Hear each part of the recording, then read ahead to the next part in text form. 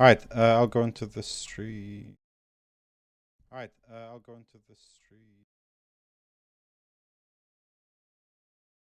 Yo. Hello. Yo. Wait, it didn't sound like the person I thought. It's been like a year ago or something, so.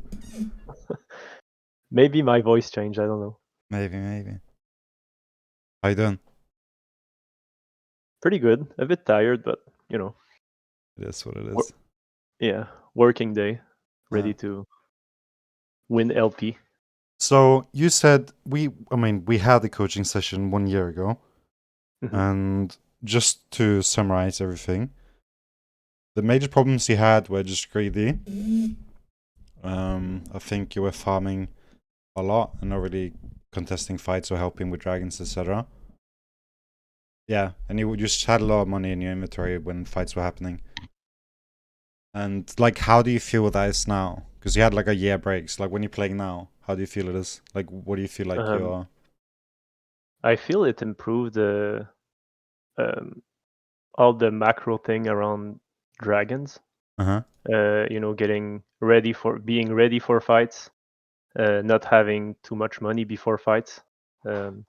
As for the greed thing, I don't know yet. I guess I still sometimes get greedy in lane, but not necessarily before drags.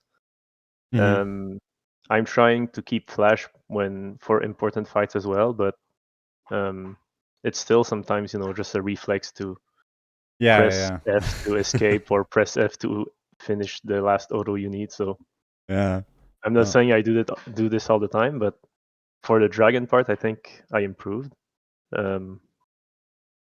Yeah. So second question I have, because I'm looking at your, I can stream it. It's up to you. I'll just stream it on Discord. Share your screen. I'm basically just streaming your opgg now. Okay.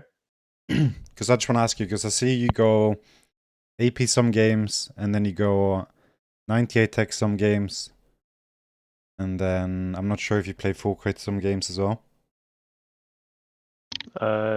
Rarely. I had some crit games earlier in my first games, but I don't really like the build. I don't feel like I feel Hurricane is not properly used in the crit builds, and I feel it's a must to just wave clear and push all the time, because I don't know, when you're playing from behind or having it inhib down, it's so painful to not have this item. So yeah. Wait, I remember you now. You're the one that starts Doran Ring all the time because you want to save your for mana regen in lane. yeah, but I was going back to Longsword 3 potions for a while. But then recently I went back to the ring. Yeah. And it's only because there's no Longsword in my build paths anymore. Like, if you go AP, there's no Longsword. If you go 98 tech, there's no Longsword anymore if you don't go with Sand and if you rush the Guinzu. And if you go... yeah, and there's no Longsword in Titanic Hydra either. Like, the first longsword you get is maybe from Black Cleaver, and so far in the build that it feels like a waste of space. Yeah, okay. So it's not really for mana reasons. I mean, I still go Triumph because of the ring, right? But if I know I'm gonna go longsword, I'll go the mana rune. So you go Guinzo straight into Hurricane. Yeah. How do you feel the damages? I really like the Rage Knife Rush. It feels like a better version of Noon Quiver. You have the attack speed to farm, you have the damage to farm, and you get the damage to the players as well. So I just feel it's a better version of Noon Quiver. Okay, so when you fight, like, say you get really fed early game and you have Guinzo first item, do you feel like you can 1v1 the ADC? Like 1v1? Yeah. Okay. Yes.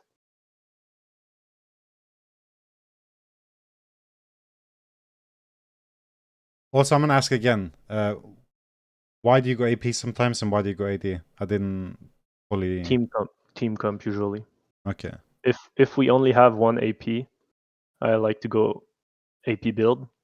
I don't really consider like the supports in the equation Okay. because I don't know how they will build or perform. But So you play yeah. AP based on your team, not enemy.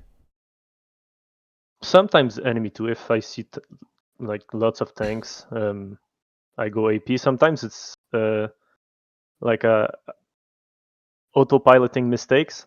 So because I go ring either way. So then I'm like I build some AP path, but I forgot I have lethal tempo. So it kind of fucks me up. So I go like the attack speed boots to get back my attack speed instead of the Hell of Blades one. Mm-hmm. But usually it's based on my team and not the enemy team. Okay. I hate going AP if they have lots of shields as well. So it depends. But if I have like a Kiana or Zed or whatever annoying AD mid, I hate having to build like 4 shred items just to make up for this selfishness. So I just go AP instead. Okay. I mean, currently your win rate and everything is fine. So like, it's not like you're struggling right now. It's because you just started the season. So, but obviously you aren't like hyper performing every game. In some games you lose, but that is Yeah, okay. had a bad streak ending the games yesterday, but that's about it. I mean, it happens. Yeah. Okay. So we'll just do it the same time we did how we did it last time. So first game you just play. I won't say almost anything. I'll just ask you a few questions, and then second game or like after we've gone over the VOD and everything, then we'll talk more of the next game and guide you a bit more. But you probably remember how we did it last time, so I probably don't have to explain. Yeah, sure. Okay.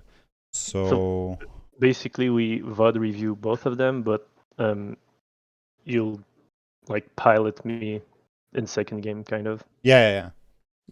Well, not like pilot, but I will give you some advice and stuff. Yeah. And tell you items or what I would recommend. All right, sounds good. Yeah. Last time I think there was trouble with like the streaming thing, and I had to stream like my entire monitor Oh instead yeah, of okay. the league. Is it still a like Discord bug, or I can stream just the application now? You can go into a practice tool, and then we can try it there. Okay.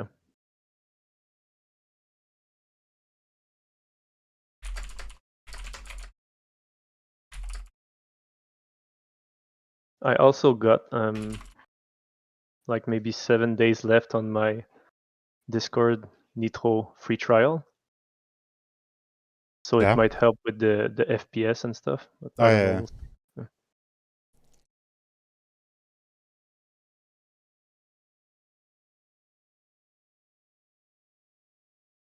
Wait. I mean, I won't stream the Discord until I know you're in game. So like, if you are sharing it desktop, I'm not gonna stream until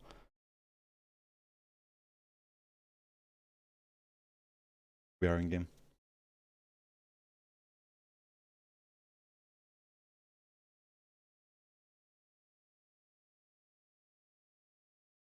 Oh, you're streaming now. Okay.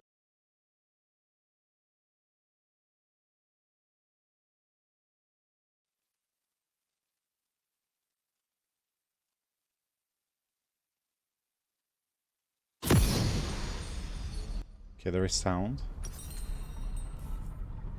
Alright, that's a good start. I can't even taste the air up here. Can't see a mouse, but I think that was the problem last time too, if I remember correctly. Yeah, no. My ears are tingling. My tail is tingling. Welcome to Summoner's Rift. I'll be right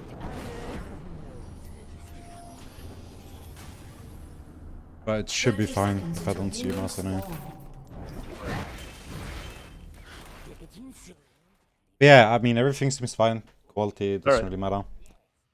But Good. it still seems fine, so just yep.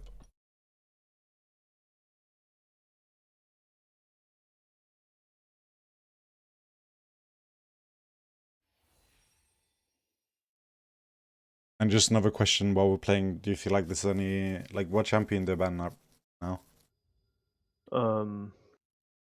Kaisa. Good choice. I hate laning against the static shiv ADCs Yeah. because they get free poke of me without doing anything like skillful. It pisses me off. I always lose HP without just by standing Mhm. still in lane. And I feel like she gets ahead without my control. She just teleport mid lane or something mid fight. She grabs a quadra kill and then it's over. So I usually ban Kaisa. If she's banned, I ban Kha'Zix, Okay. Rengar. The I classic guess. ones. Yeah, the ones that I cannot auto attack and cannot reveal themselves, and the ones that see me even though I'm invisible. So Mhm. yeah.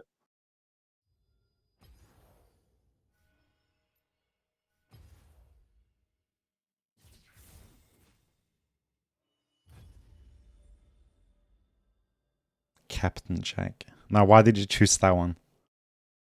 Which one? Captain Jack. Oh, Are you a pirate? yeah. Well, I just picked the one with the lowest percentage. Oh. I don't really well, I don't have a lot. You have happy feet and Yeah. like combat kid, look. And fancy feet. It means you What's your like space favorite one? clan. Combat kid or fancy feet? All right then. Fancy feet. Because it Which means one you is like it? dodge everything, you know? Oh. It must have been an accident. I don't know. Yeah, this is gonna give you like much Yeah. more LP now. I think it's when you face any Zeri ADC, you like instantly get this one. Yeah, probably. I don't know how Sari counts towards it. Her autos. Yeah, but I'm not sure. Does that count though? That sounds so weird. Well, I think it's a skill shot, so probably. Huh. I don't know.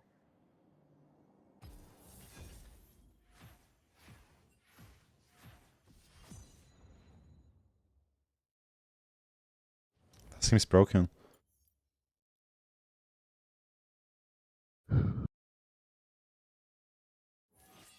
And I'm just gonna ask if Sari can like spam Qs next to me so I can get rank 1.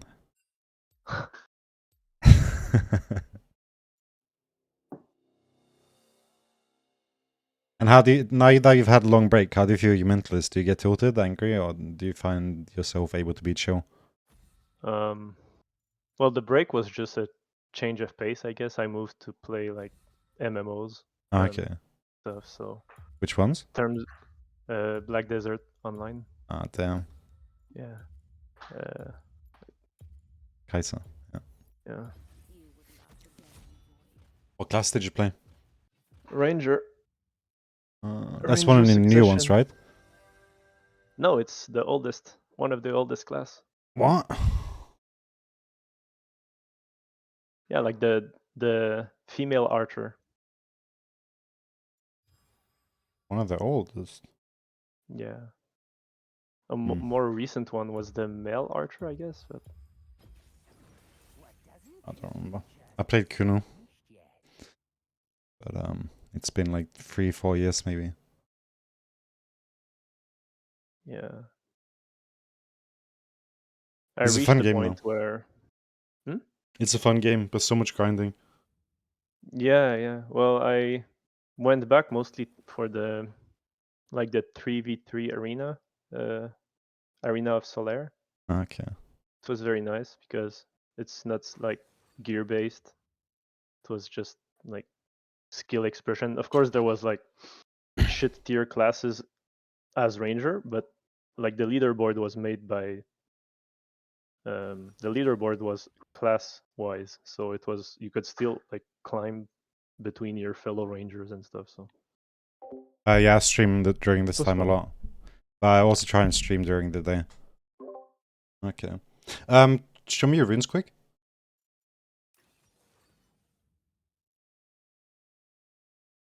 Okay. When you're starting during ring, right? Yeah. Okay.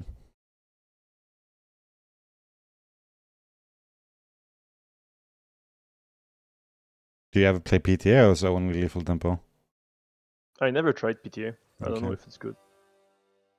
Just play what you feel comfortable with now. Wait, this comp, AP, AD.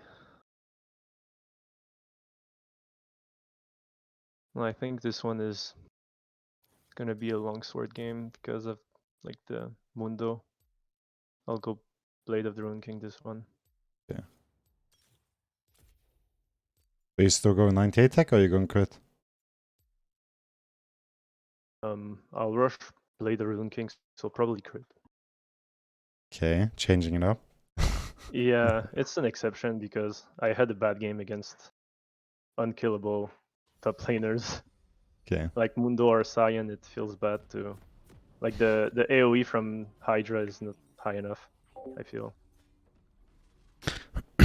Bloodline is decent, it just takes a long time to stack. It's like better late game.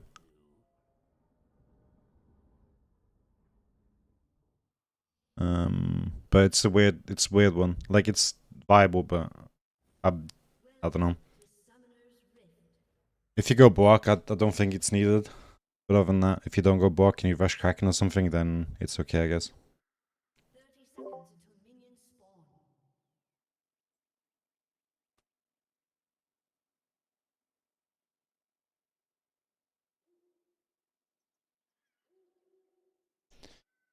And Kraken also gives more attack speed in comparison to Blade of the Rune King, so it kind of like makes up for the lack of attack speed in the fact that you change the bloodline. So you kind of equalize both items. Minions have spawned.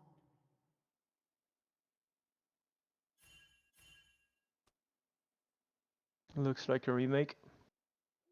Really? Oh, never mind. He went out of base.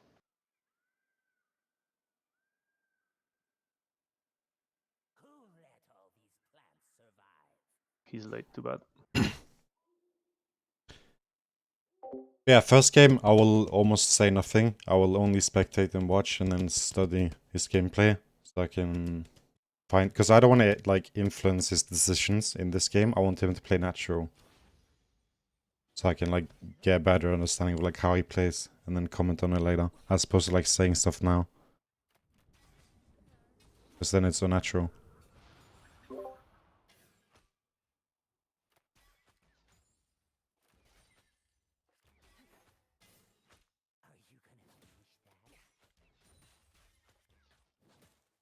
you gonna finish that?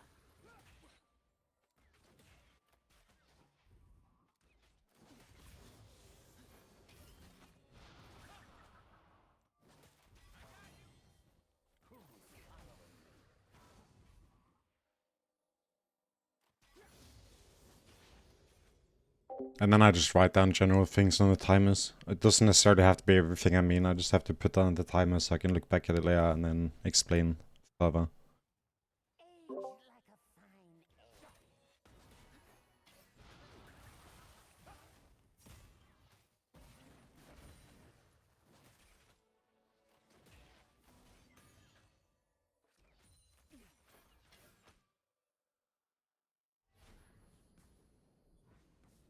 Rust is like more delicious mold. You're welcome.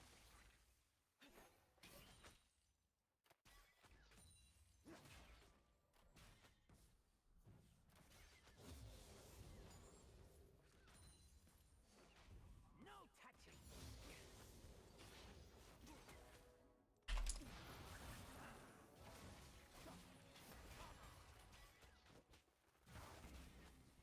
You're looking a little green.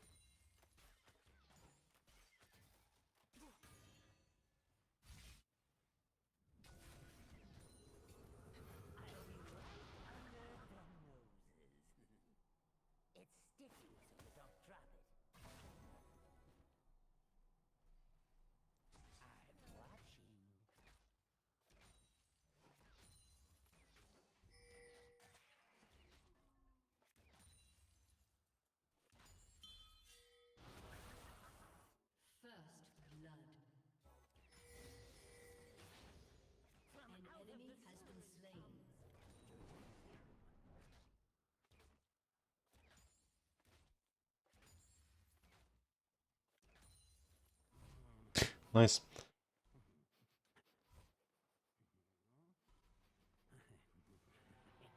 I think core is kind of troll. If you can't CS at least, like get most of the CS, then it's kind of greed.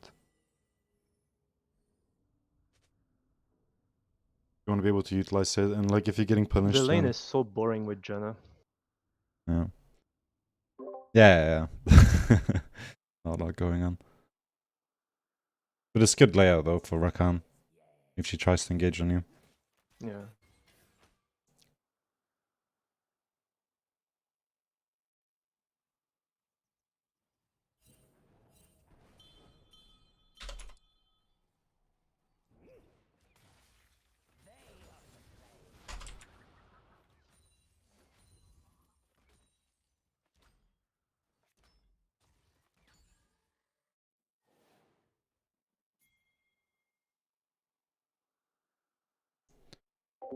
No. Core is fine. It's just I mean, it's very situational.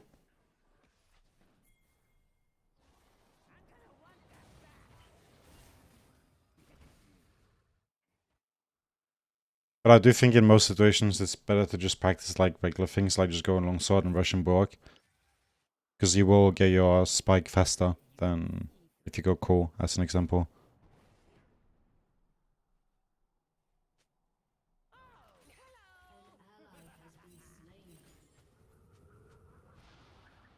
So it's definitely viable. I mean, sure, you can go core, but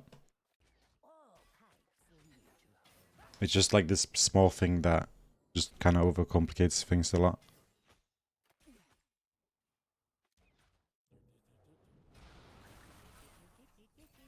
Because one game he might find it fine, but then he gets punished another one and he just loses more CS. And I just feel like it's safer to just play longsword as an example. Because like if Rakan or someone played better and punished him more for walking up so frequently, then he would be able to get even less CS.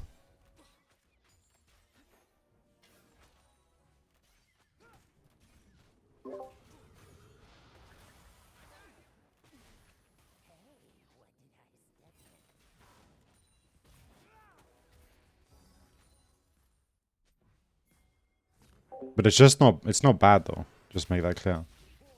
The core isn't bad.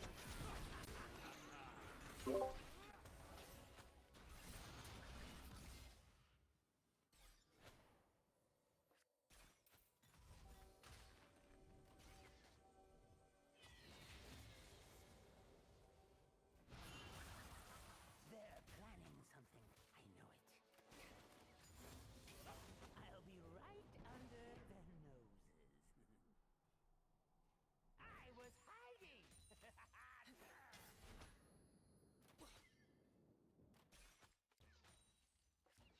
Stand still. My eyes are on the side of my head.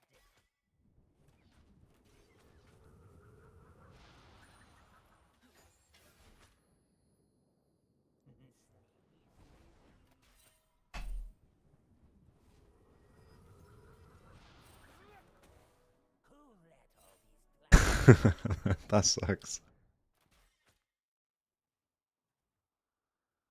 So what do you think now? What do you want to do?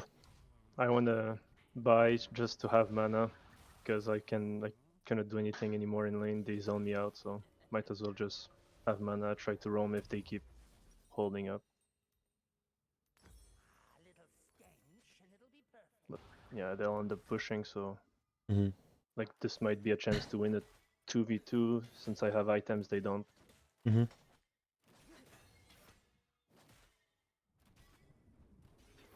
But they will probably just recall after that one, so we'll see. Maybe they will agree to play.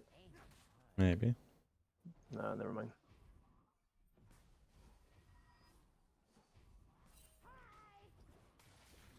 Oof. You're looking a little green.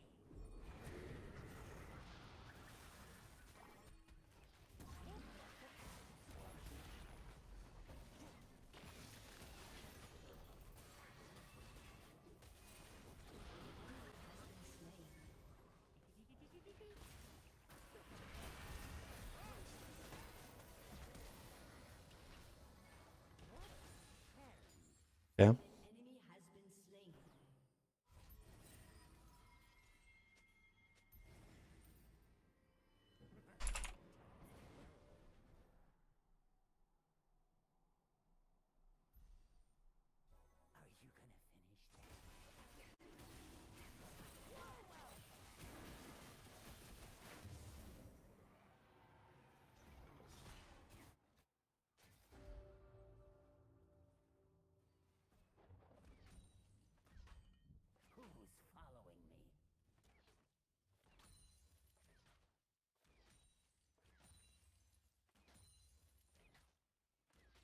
After this wave, can you press tab?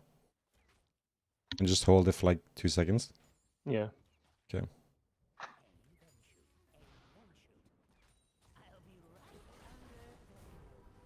Wait. Yeah. Do what you need to do.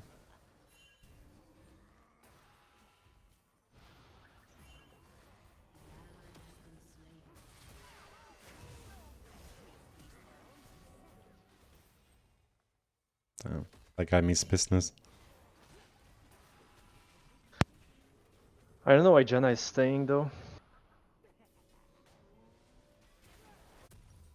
Yeah, it's cannot buy anything. An ally has been So I'll just go longsword again. Okay, hold tab as you walk the lane. Okay. We're good.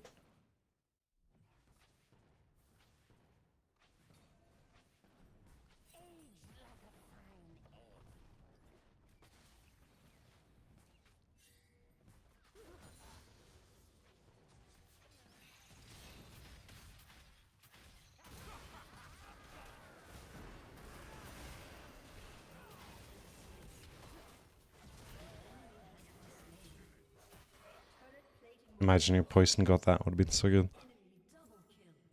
Yeah, well.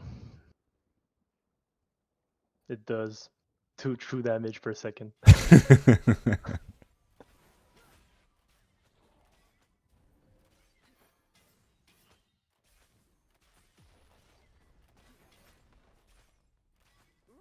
is like more delicious mold.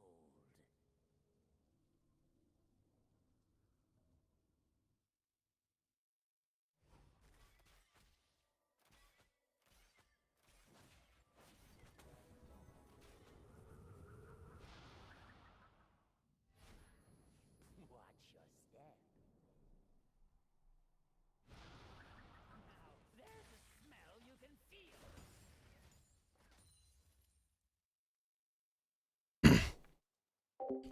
I've always said it's very support reliant because it just depends on what support they have. If they have someone like Nautilus or something, it's obviously going to make most matchups very difficult. So like something like Morgana, Jinx, it's not as scary as facing Jinx Nautilus, right? So it's very support dependent. But ignoring supports, then I think the easier ones would obviously be the ones with no escape, being Severe. But she's also hard because of the wave clear. So the easiest one is most of the time going to be Aphelios. And then followed by Jinx, Severe. These kind of champions that The don't have item any is so fucking engages expensive. It's more or expensive than dashes. like mythic items. Yeah, it's a bit weird how expensive. I mean, it sucks how expensive Bork is. Shiny.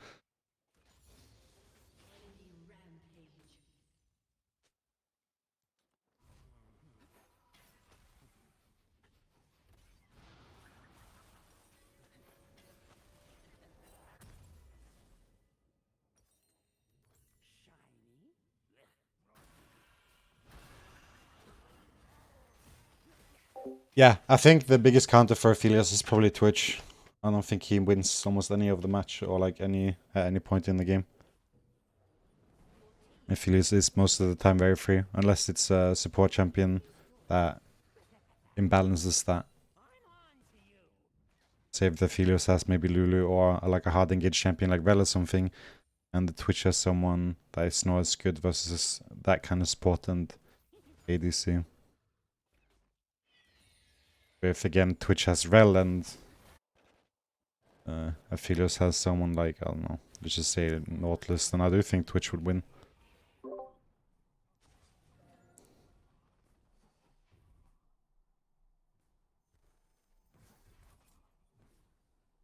Right, thoughts so far. What do you want to do right now? And what are your thoughts about this game? Extremely boring game. I feel like I do nothing. uh, just trying to farm up right now. Nothing Yeah. special. I guess I missed a good roam, but I didn't know they would overstay that much. Just wanted to switch with the mid laner since but turret was gone and no more plates to get anyways. So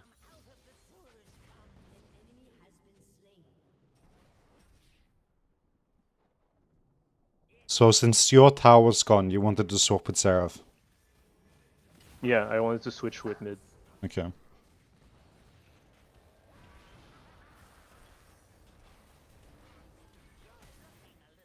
Oof.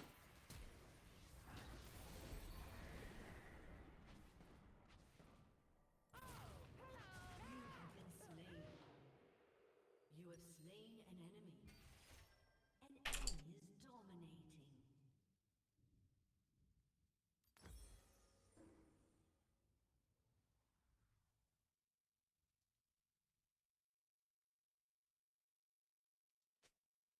Your turret has been destroyed.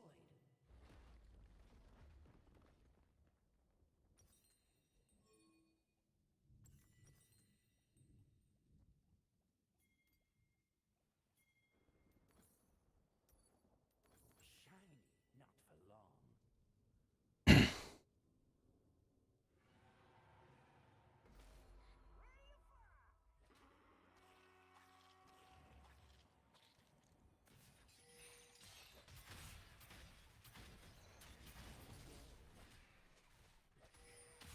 Oh yes, yes.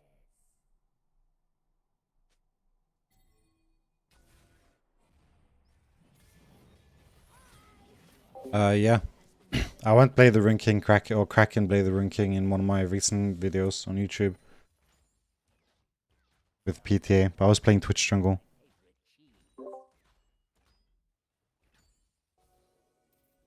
So again, when you have time, just hold tab. Oh.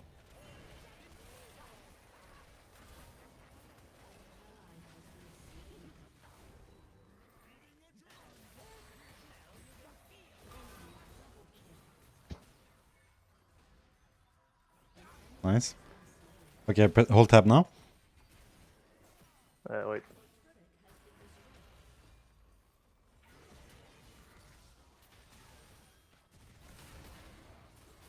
Okay.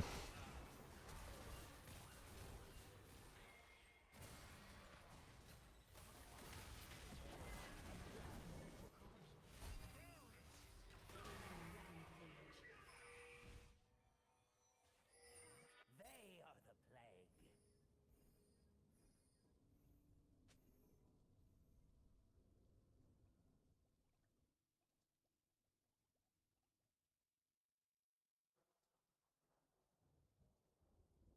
I'll be right under their noses. Hop on, lice.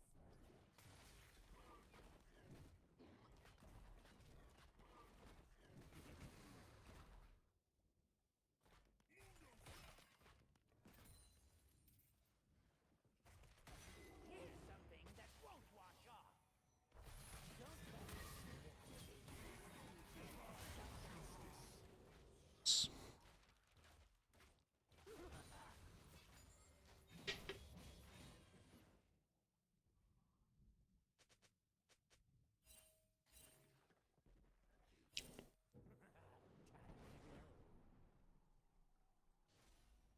I licked this bowl for you.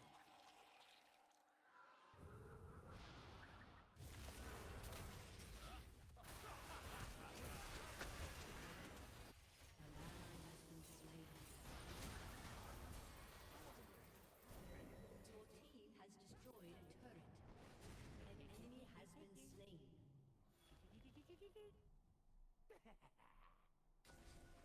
All pipes lead home. Hi!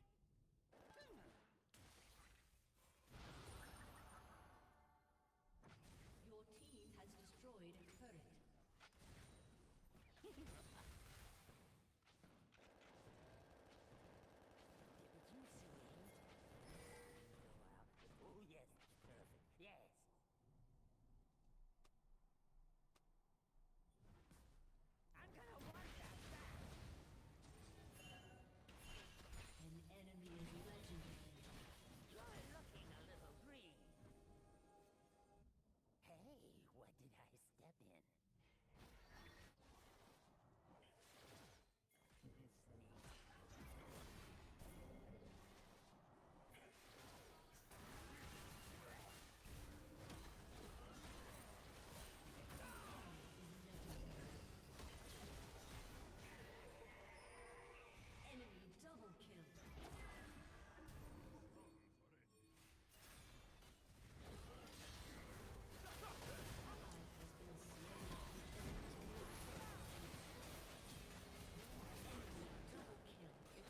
It's an unlucky game, though.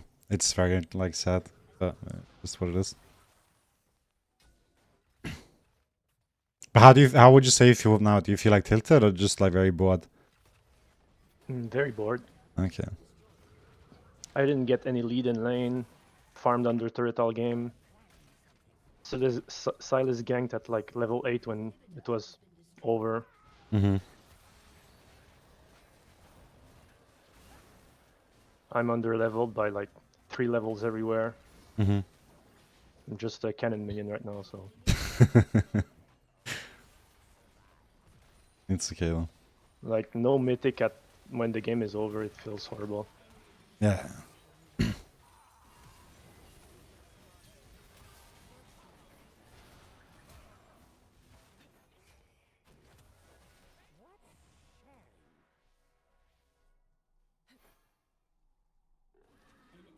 This is it. Ah, that is so cringe. I hate when that happens. Alright. It's just a depressing game, bro.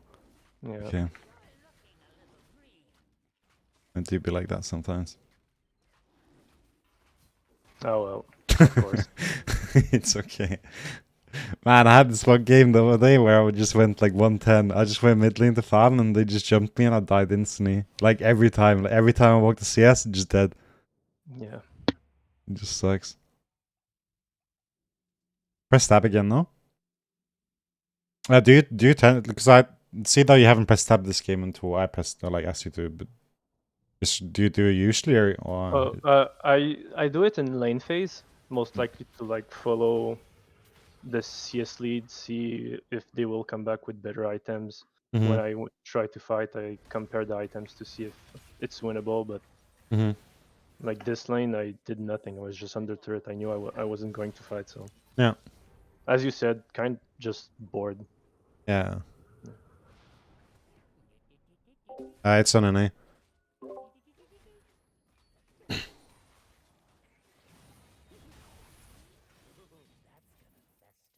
Mm, I didn't use ignite either this entire lane phase because it wasn't aggro, so it felt like a waste. yeah. One thing I will say is that when Ude dove you on top lane tower, you could have ignited him and he would have died. Yeah, I know. Yeah. I pressed it, but I guess I was stunned. So I just missed it, I guess. Yeah.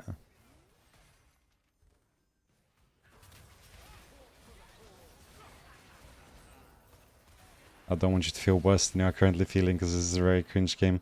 I didn't want to comment on it, but Yeah. you're at West, so it's good.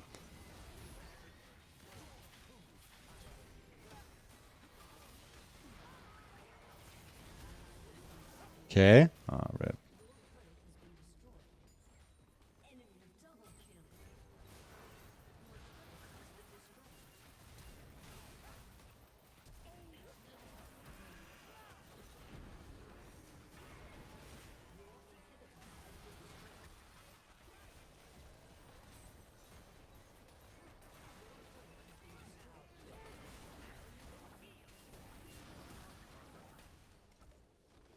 All right.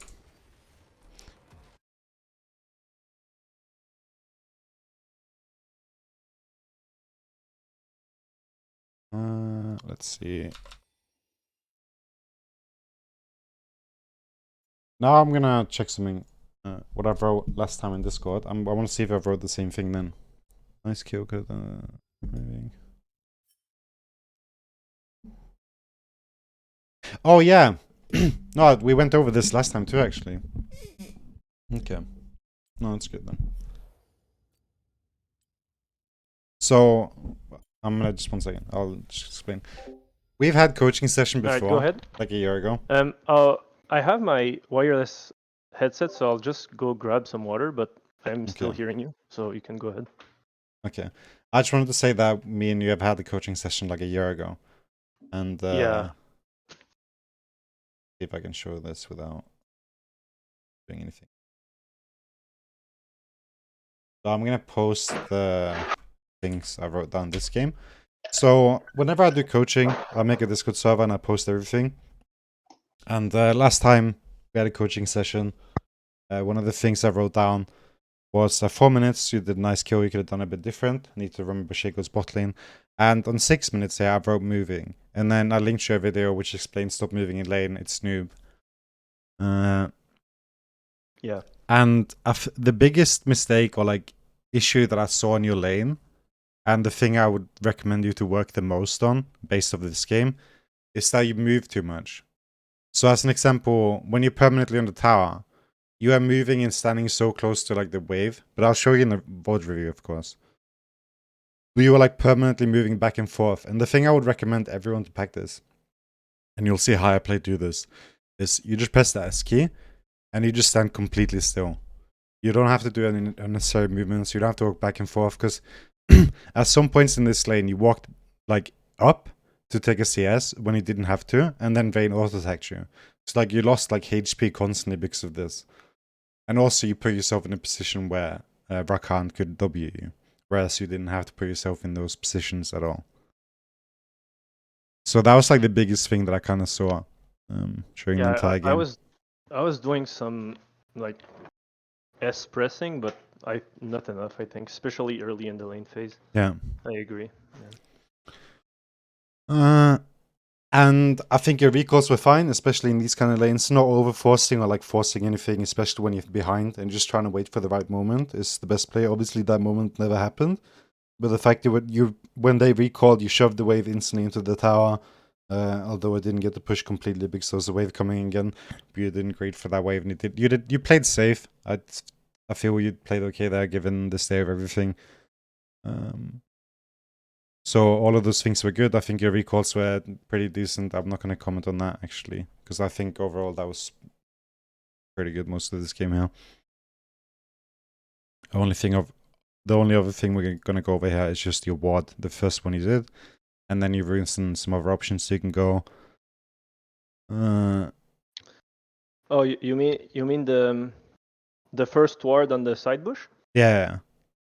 I usually do that because when I go ignite, I like to go all in. So the ignite gives me vision, but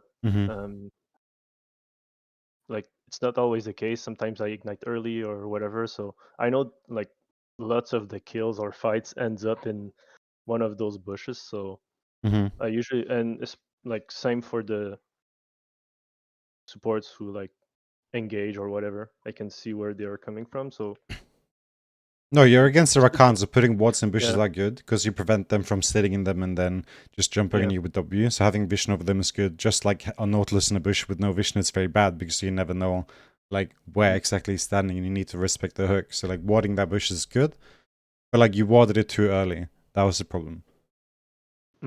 So when would you place it? When you know for certain that they're gonna start pushing you. But obviously we're gonna go over this in the VOD review. And then, yeah, we'll go over that. I'm going to just get a drink. And so in 2-3 minutes, and I also need to get an NA account. But I'll sort that. So like in 3-4 minutes, then we'll go do the VOD review, okay? Sure. All right, one sec.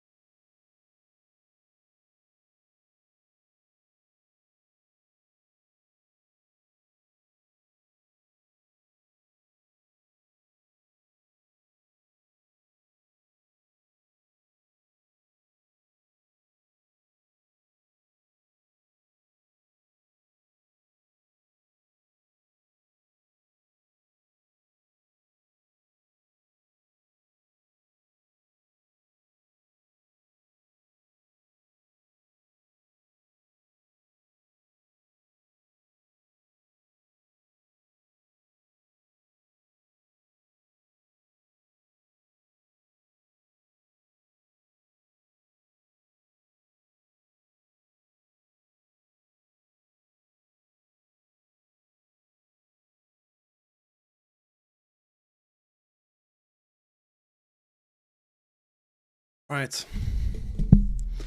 Yeah? Yeah. Okay, so while I'm getting my NA account, what I'm gonna ask you is, have you played against Vayne Rakan before? Or, Not sure. I played against plenty of Veins and plenty of Rakans, but not both of them, I think. okay. So before Like you it, went into this game, did you have an idea of how the lane would go? Like, would you just know that it's a, like, would you win well, the I, lane? I was happy that Janna wasn't shoving waves with her Q because that's all they do. But even then, it's just a Janna game. I play horribly bad with this enchanter, or it's like my least favorite champion to play with. Maybe I just suck with her. I don't know, but I felt like there was not a single moment in the lane phase where I could just win a 2v2 because Okay. the it's not matchup favorable. So yeah. So did But you know before going into the game that you would be getting poked and pushed on the tower and like being in this kind of boring lane?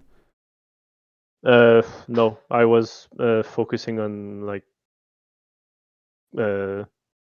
switching last second for the Yeah. board rush game instead of like seeing what they would go. So yeah, I should have been more prepared, I guess, for the No, it's other fine. You runes. you chose to go a different like build, so it's Yeah. fine.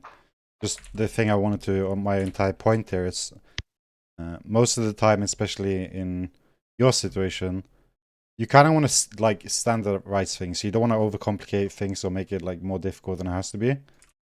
So my recommendation is, if you are going to go for the domination tree, I would almost always go taste the blood, simply because the sustain you get from it is just superior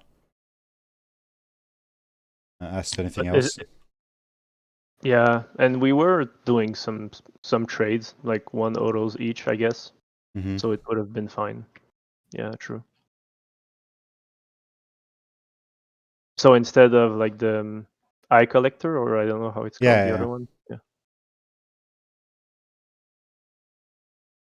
I would go for taste the blood instead. Simply All the because, time, or in this specific matchup? again, I don't want to overcomplicate things, which is why Yeah. I want to say that you should just do it always.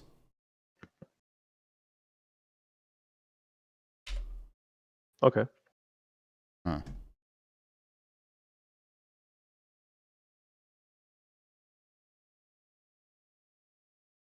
My login is not working. That is awkward.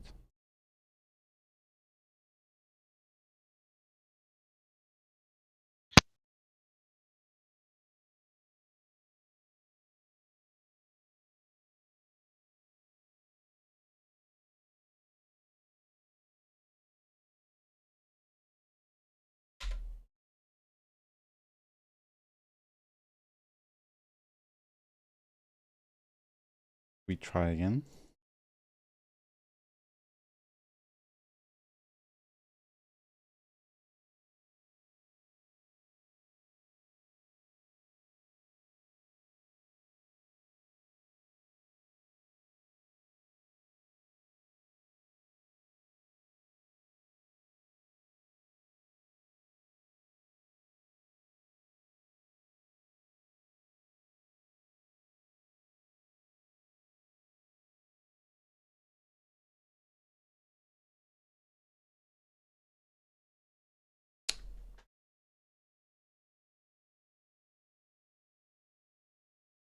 Sorry, I'm trying to log into my NA account and it's not working. I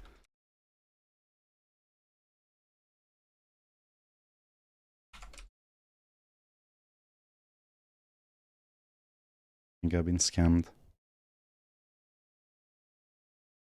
Seems I should also be better prepared. Okay. It's fine.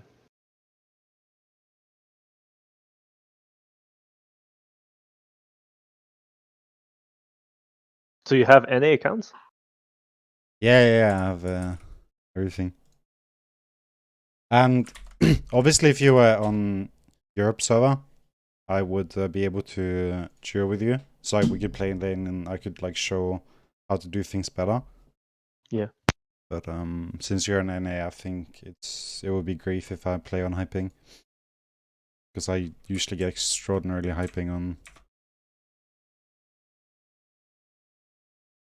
an A server. Yeah, I think it's around 180 or something. Yeah.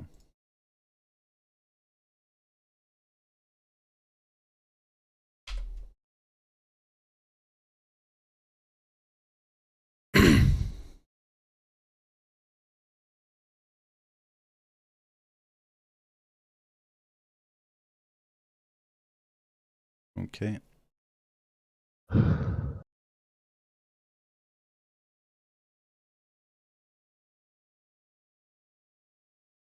Right. Now I stream it to you. You see that? Yeah. Is it fine? Well, it's frozen. Really? Is it Oh playing wait, now?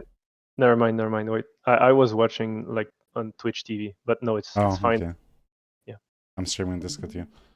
You can see wherever you want though. Okay, so we'll just go over from the start. I mentioned the runes already, taking Taste of Blood is just better. You don't have to like min-max damage, it's just pointless. You just want to reach your spikes and then it should be fine regardless. No need to take like Eyeball Collection or like Gathering Storm for that extra like 20 AD, 20 minutes or whatever. As long as you manage to survive lane CS well, then you should get your items and be useful regardless. So there's no reason for you to like min-max these things at this point. It just doesn't do much. So like just taking the standard runes or playing like very standard as opposed to like trying to be unique and like making things complicated, it just makes it worse for you.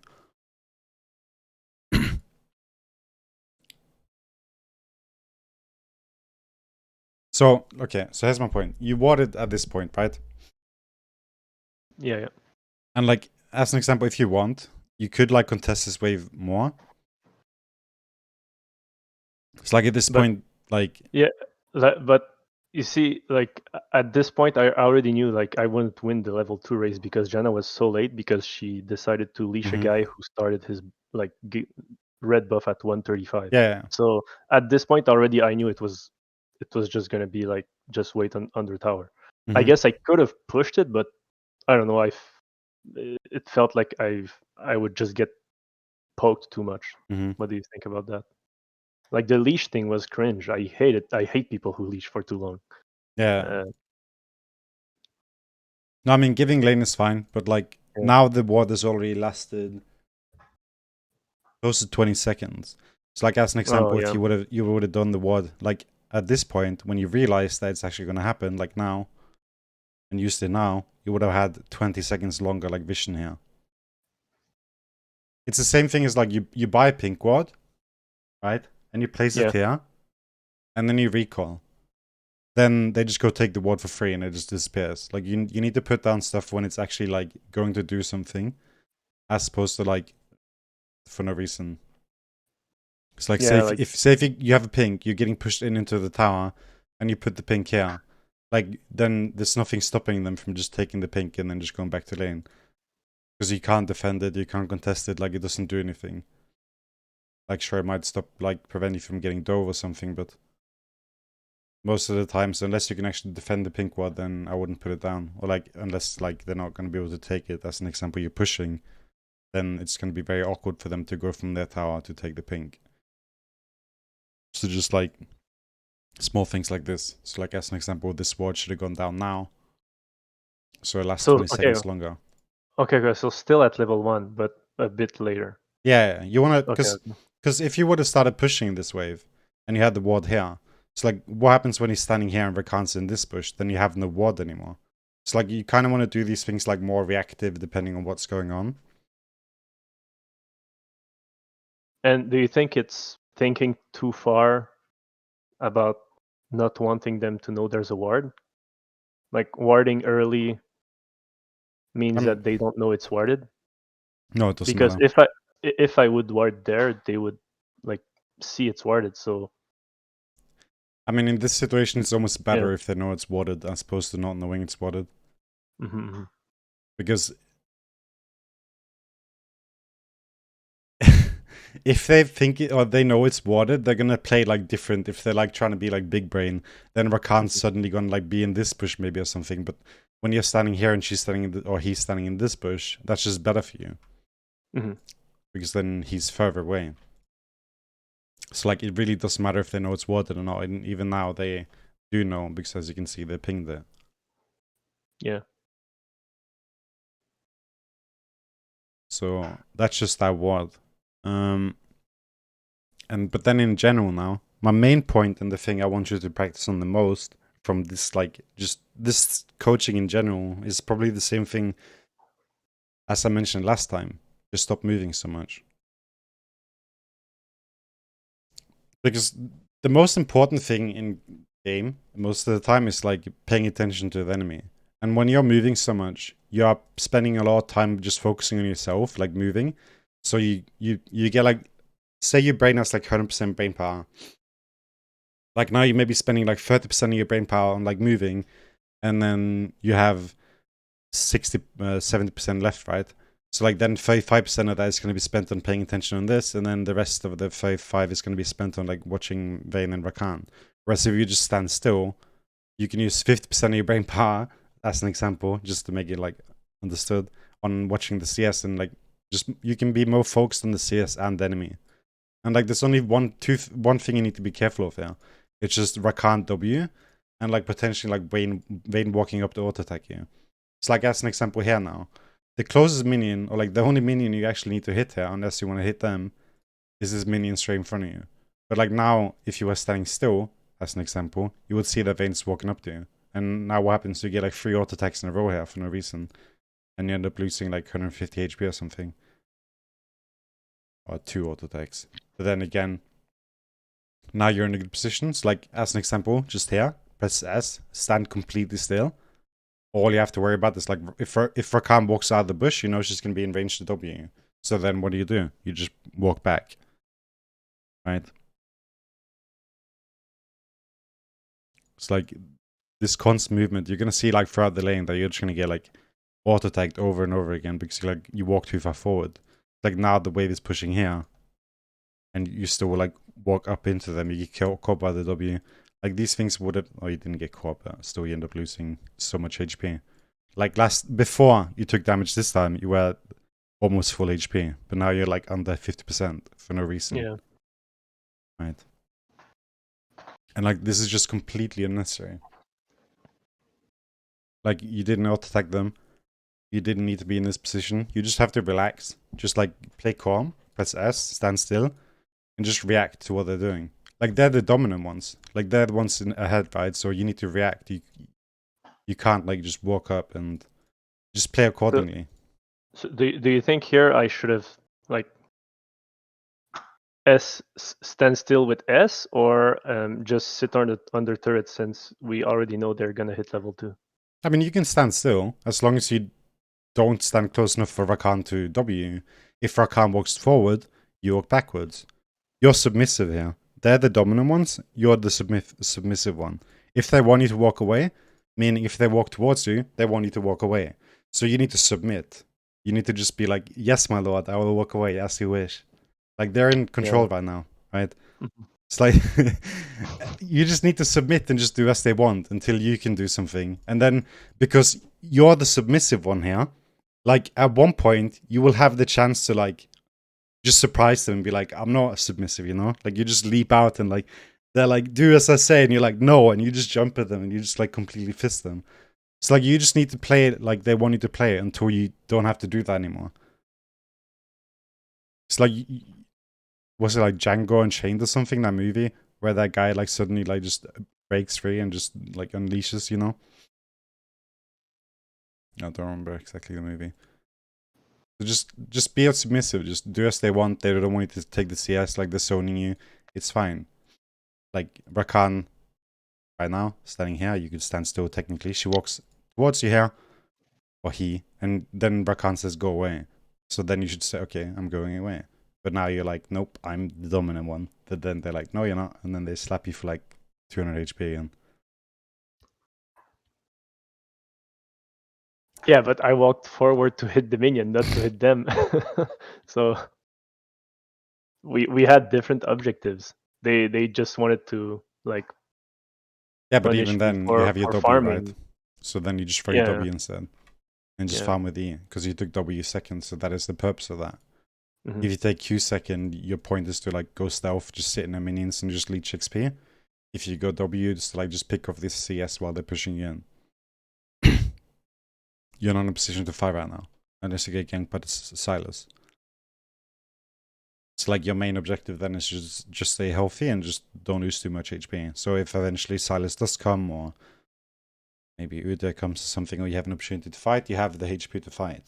But like now you've lost so much HP. You even had like 3 health pots and you're down to 1 now. And like all this HP that you've lost has just been completely unnecessary.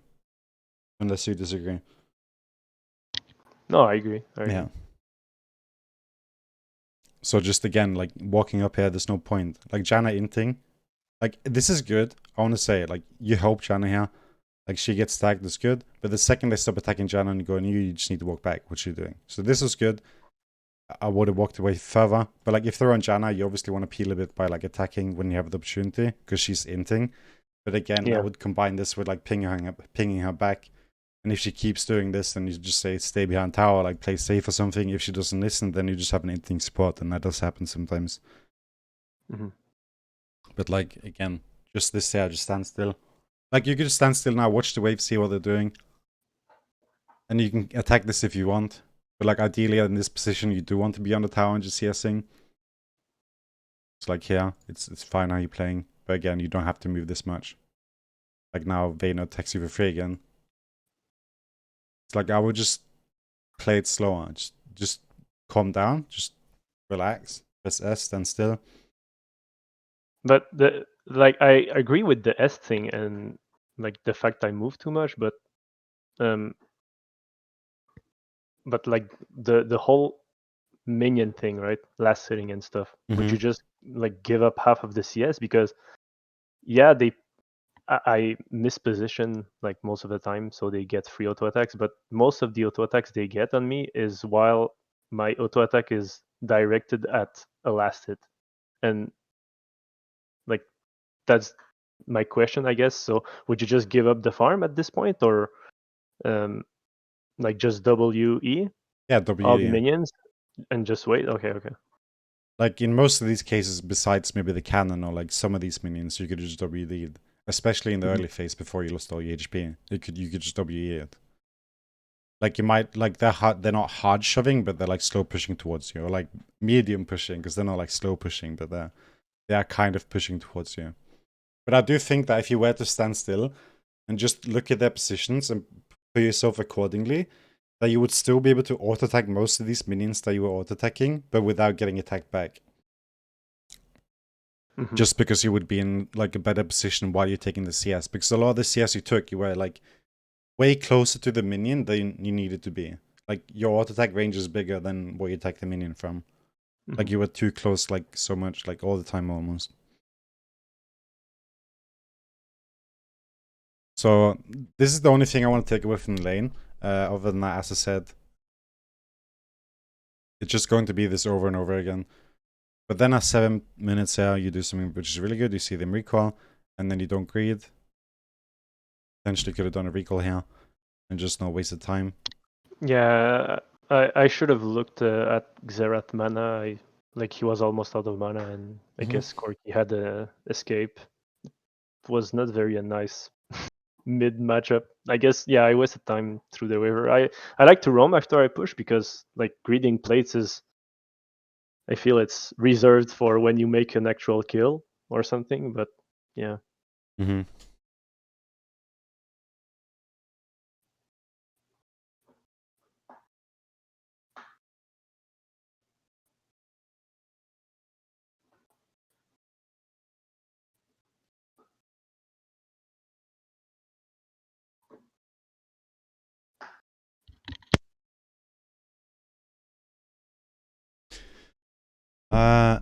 So then the only other thing, like your positioning in general as well was kind of weird. I mean, it was fine, but like I often noticed that you would position yourself down towards the wall here. which can be bad for multiple reasons. One being that Vayne could Q and then knock you into the wall, but it didn't happen, so you didn't get punished for it. But the thing I wanted to mention here is that when this happens, this is troll. Ude is just griefing right now.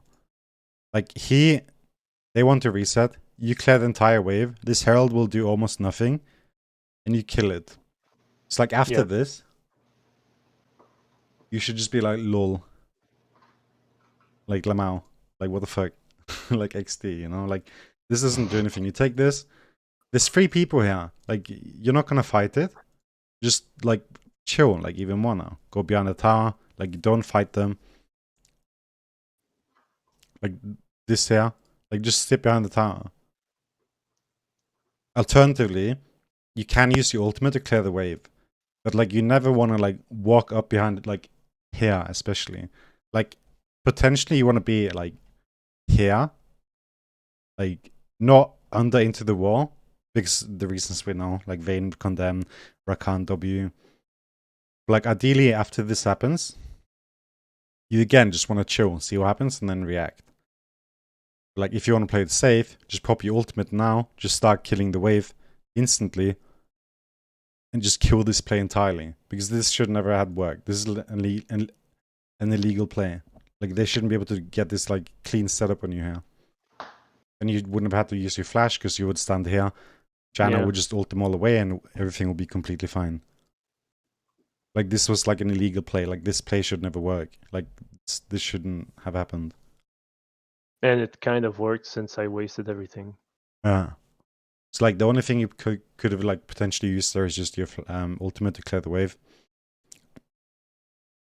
Like, this is not gonna happen as well. Like, you're not that far behind. You're like 300 gold behind right now. It's like, it's not like you're struggling. You don't need to force anything. It's like, again, like looking towards like the later drakes and when you can actually fight them is what I would want to do here. But it is what it is. Yeah.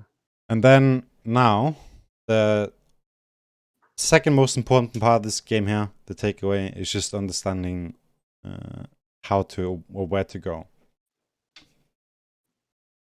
A lot of minor things like how to position like these plays, understanding that it's just a troll play, and this was Janna, agreed. But I would have just walked further away. I would have even like arguably recalled instantly. Yeah, like the first time she got stunned, it was fine. But why does she walk back to him to auto him for like 20 damage?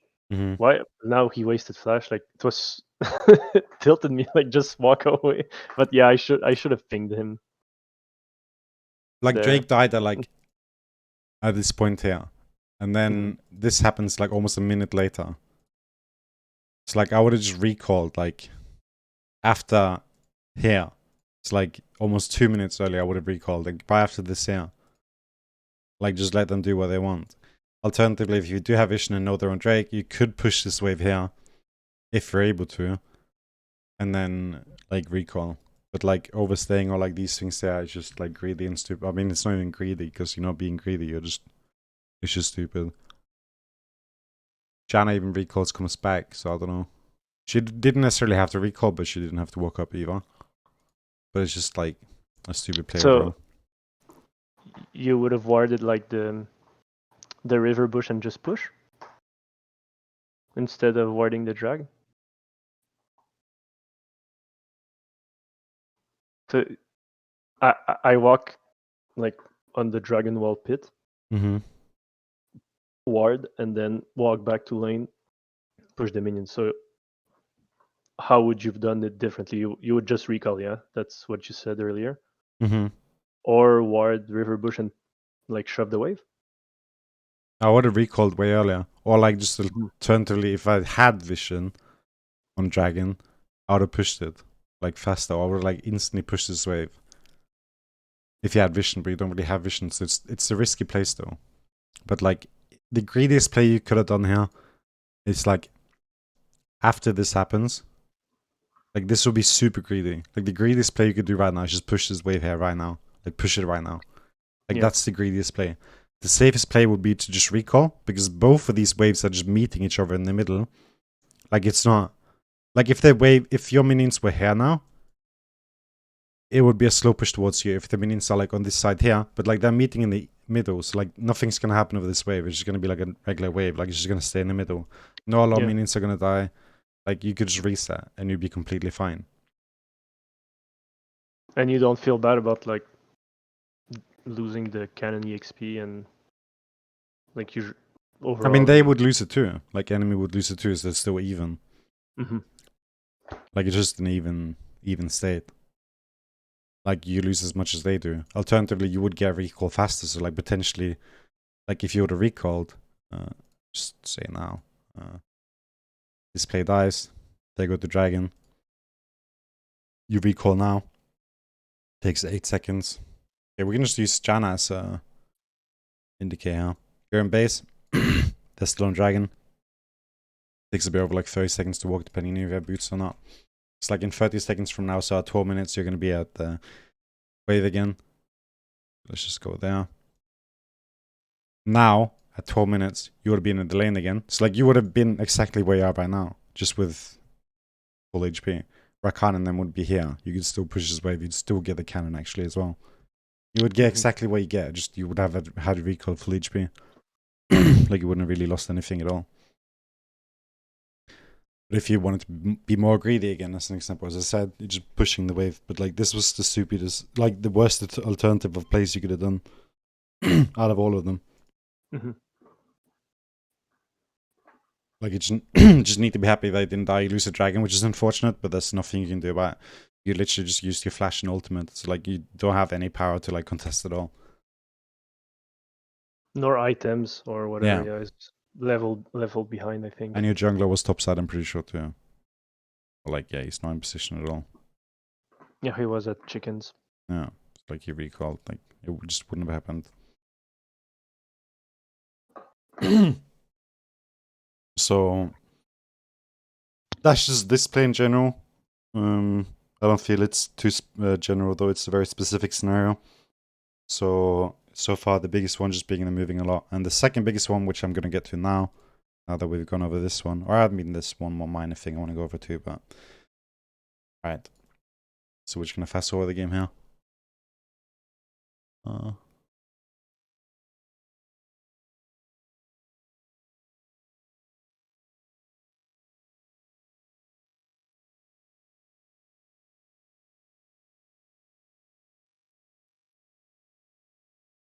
mean, can mention this too. It's like, okay, where was it? Yeah.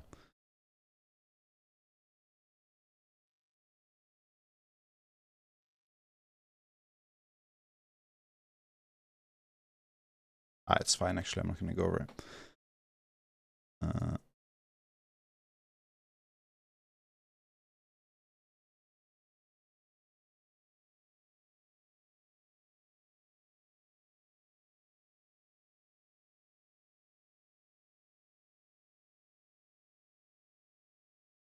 Alright, yeah. Your tire dies, you go mid. And yeah. Again, you want to do this because your bot lane tower died, and no place anymore, so usually okay. that's when I switch with mid laner. Yeah. So just one thing first I want to ask is what is one of the best objectives to get in the game? Dragon. Okay, ignoring Baron and Dragon. Mid tower. Yeah. Do you know why? Like if you have it, it's safe around your camps, and you have more control over like your jungle and map awareness and like your entry points to invade their jungles. It's just a very general thing, I guess. It's control the map. Yeah, okay, good.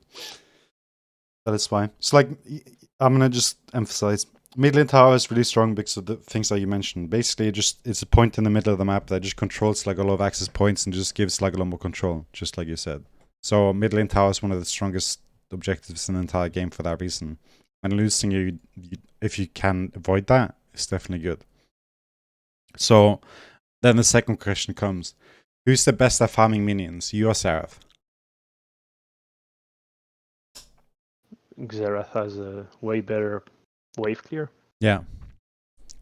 So it's definitely a hard position here because, as an example, if this was not Seraph and it was someone like maybe, say, Akali or Katarina, or like someone that doesn't have the extreme wave clear that he does, they would maybe be more favored in the side lane.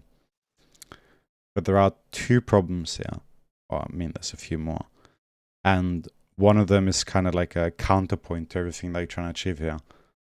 One being that I wouldn't say that you're exactly lost lane, because it's not like Vayne is giga ahead or you're like giga far behind. I mean, she has 50 more CS, and that's just a given everything that was going on. But you didn't get like hard stomped. But like one thing that I generally like to like say is just like if you are playing a side lane and you lose your lane, as an example, and then you go mid lane and you force the strong players of the enemy team that like broke your lane, you force them mid, like what's going to happen? They're going to break their lane too, because they broke you here, they'll break you here. So like you're just like, you have a contagious disease, and like you could keep this disease in the bot lane, or you could bring it with you to mid lane. Right? Like I'm not saying like you performed bad here, like Vayne was like extremely fed, but like what is 100% almost guaranteed to happen if you go mid is that you will just like bring the problems with you to mid lane. So if you're losing lane, ideally just stay in the lane that you lost and just farm there.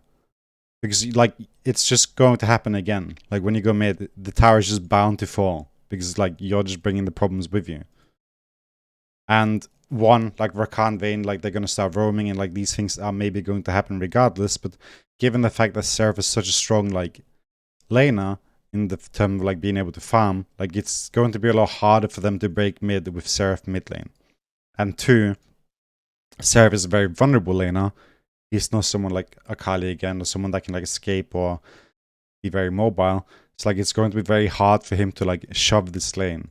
It's like you're kind of putting Seraph into this like unfortunate situation where he has to like farm this lane. And if the Seraph is smart, he's not going to start wandering up here and start farming the wave here, because he's most likely going to die. So, one, you're putting him in an unfortunate situation. Two, you're just much worse at farming. And three, he's another human. So, like, the fact that you force him off his lane is going to tilt him. So, like, you're just kind of like making the game unfavorable for you.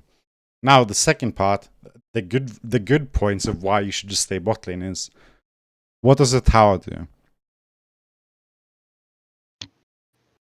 When killed, No. Like, what does a tower do? protection, I guess, around the lane. It kills minions. Yeah. So, like, when minions come here, what happens?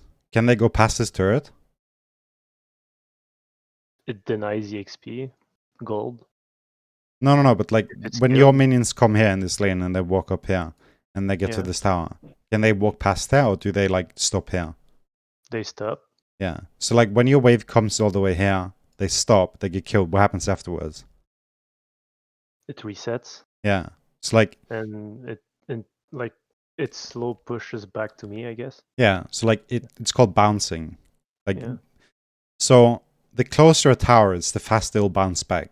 It's like in mid lane, as an example, like it's the where you'll be able to farm the most, because the tower distance is just smallest. So like the bouncing is going to be like this all the time, right? But since your tower is here, which means that when these minions get killed and this hits this, the next time a wave is going to build up and build towards back for them again, it's like so much bigger. So like the bouncing for Vayne is like a lot worse than for you. So like, because this tower is so close, it's gonna bounce back faster, like not faster, but it's like safe. The bounce is a lot safer for you. So like, it's gonna be easier for you to farm this lane than it is going to be for Vayne. Simply because like it just bounces back again to you within like a faster distance, basically. Because like it's gonna walk here, bounce, and then go back, and then bounce all the way back here again. It's like when you stay here, it's gonna be a lot easier for you to farm it as opposed to like Vayne to like push it further, because she has to go all the way here to push it all the way. So just like because it's kind of like it's easier to farm bot lane because of this. Whereas mid lane, the bounce is even like it happens in like a lot worse territory, because like if you're gonna force this bounce like here, you have to be all the way up here. So what is like? So yeah, so I guess it was kind of grief because I get less CS mid, but it's mostly because their mid tower is dead. Mm-hmm. So if they had their mid tower, it would have been fine. Then it would be a safer lane. But now this is like a more unsafe lane simply because this is gone. It's like you have to walk the wave a lot further to like make it bounce back. Because when you push minions to like, let's take this as an example. Where is it? 7 minutes. Yeah. You see the recoil? And now all you have to do to bounce this wave, to reset it, or even like slow push it back to you, is just push this one wave into their turret. Right? That's all you have to do, because the minions will die here. The minions are not going to die here. But if this tower's gone, if you wanted this bounce to happen, like faster, you would then have to kill this wave too. Right? It's like you only have to kill one wave here to like make the bounce come back to you. Yeah. Whereas if this tower's gone, you would have to kill two waves to like make the bounce come back to you. And like the same thing here. Like when you're...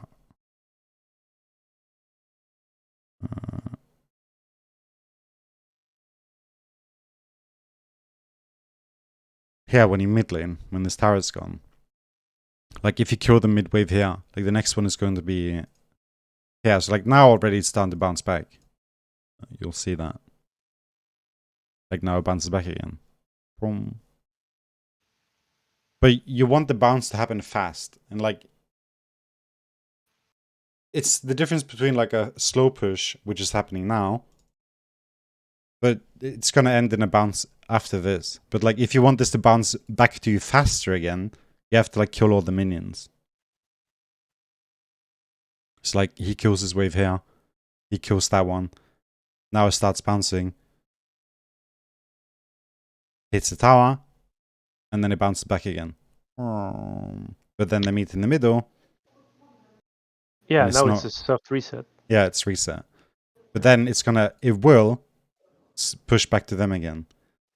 And then it's going to bounce back slowly again. Unless Mundo does this, which just resets it again. Right? But like... yeah, well, yeah, I get your point. without player interaction, it's just going to bounce like a lot slower. Unless if there was a tower here, it would bounce back faster without like player interaction.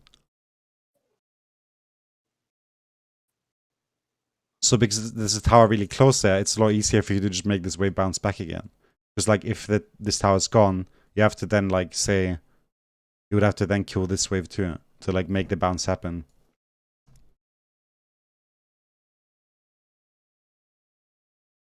So like that's just another reason for why like you should just be bot lane and just defending the tier 2 tower. And the other reason then being also that you don't tilt Seraph and that he's just better at farming mid lane than you are.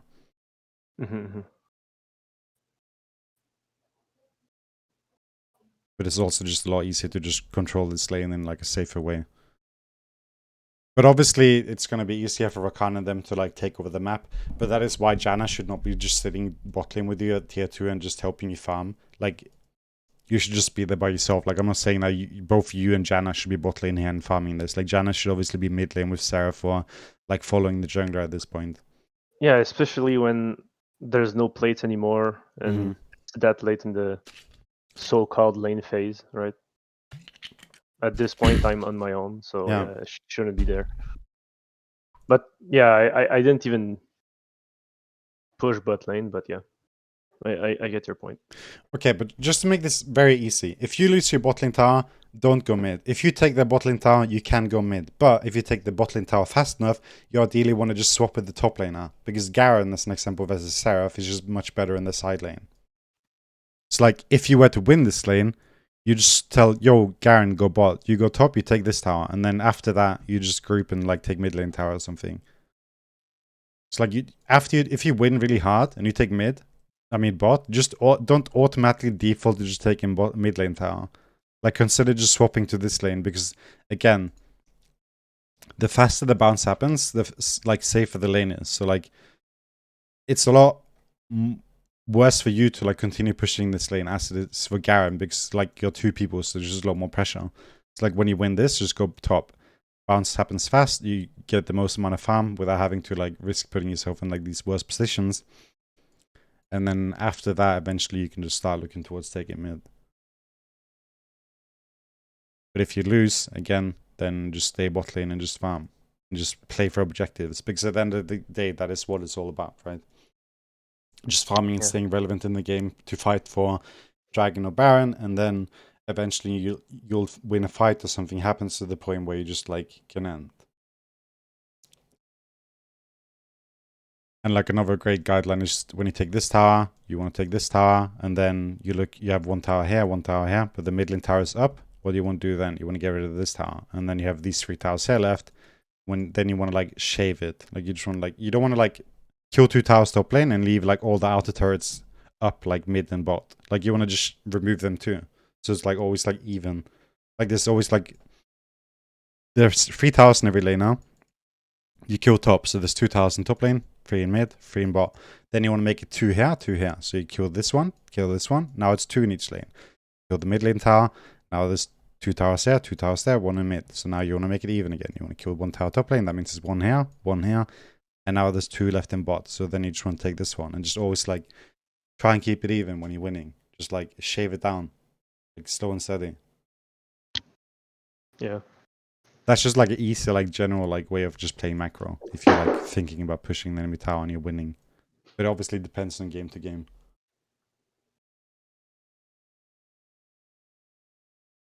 Yeah. That's my main points. I don't want to make it I do this every time and I make it too complicated, but basically just stand still in lane. Don't try and overdo it, and don't always just default to mid lane just because you lost or you won lane.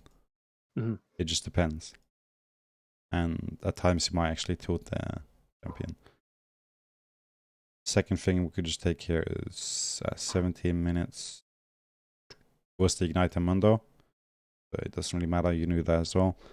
The only thing I would add is if you're going Bork, I wouldn't necessarily go for Winter second. I would go Hurricane just to have like a bigger like team fight spike.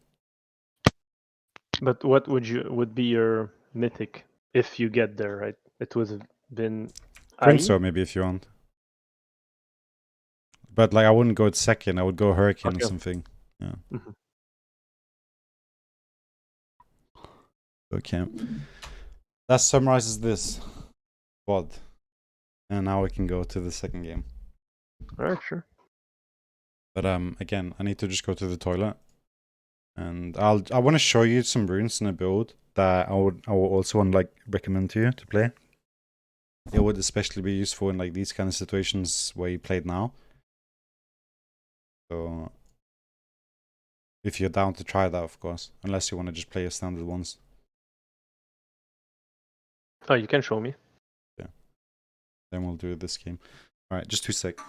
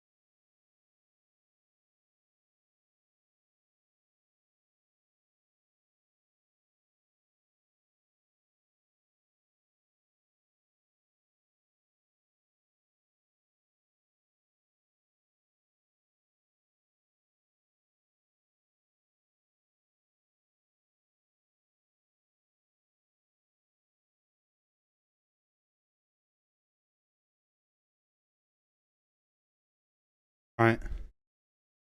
You can queue. And also stream on Discord. Alright. So I'm gonna write down major. Don't move so much in lane.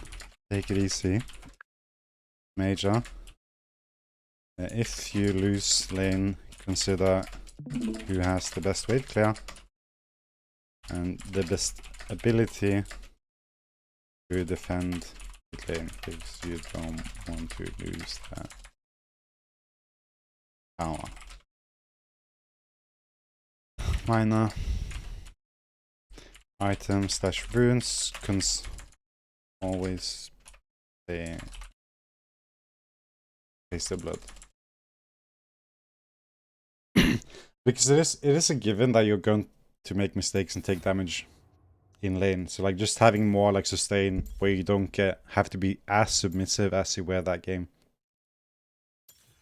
But I'll tell you the runes once you get in game. Alright. Just, because we're gonna try something out. Is it because it's situational, like to both comps? No, you always take taste blood if you're playing this build, but I'm gonna show you a different build now. Okay.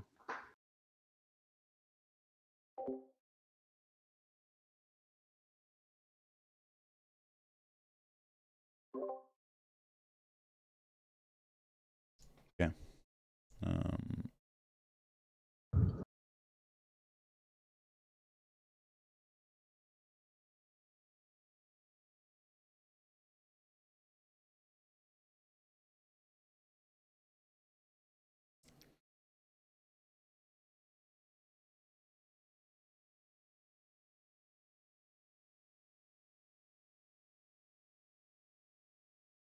Wait, so do you duo a lot still? Or, I mean, you didn't used to, but do you duo now? Or do you just play solo?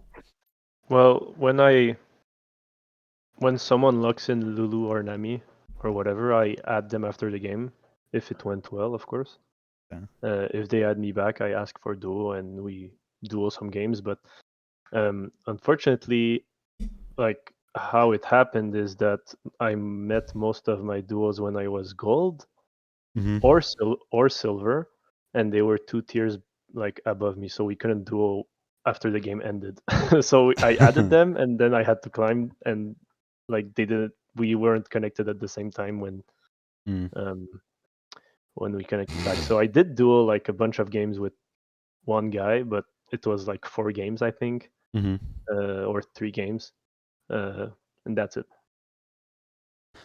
So you So don't go I to like Discord or anything and ask people to come? no Discord duo. Okay.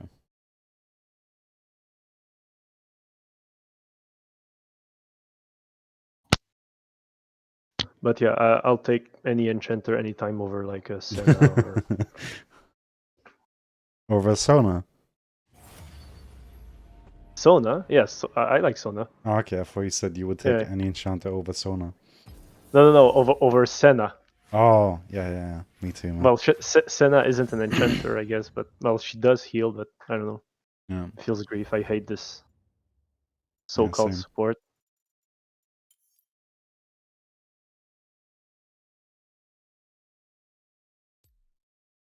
Yeah, so first thing I just wanted to try is just take exhaust. And then we can change it depending. We'll just take exhaust from now. And then ban whatever you want. Damn, you get Lulu. Kaisai, I think you meant. Well, yeah, I'm just waiting because I green Ah, the yeah. Caitlyn first. Yeah, I go something else. Okay. I mean, it's fair. She does have a high ban rate, so I usually Yeah. wait.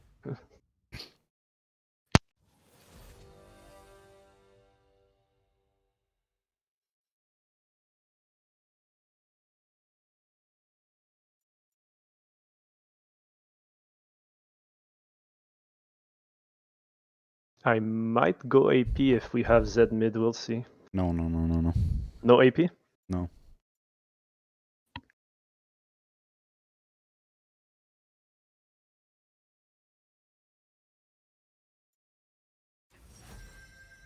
No cleanse either.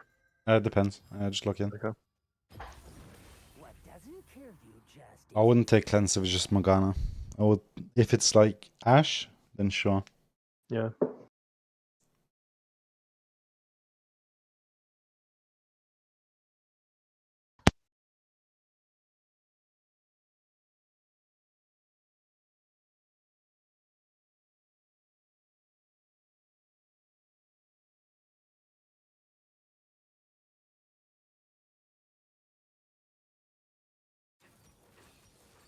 Alright, click your runes. Go PTA. Triumph. And then take Coup de Gras from Cutdown.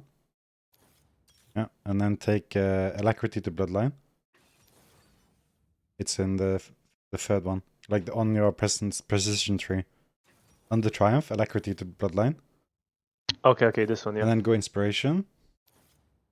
And take Boots and Cookies. And then take Cleanse.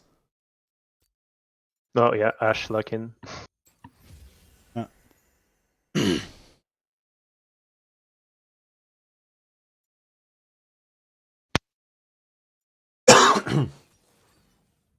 Or you can actually take Cut Down.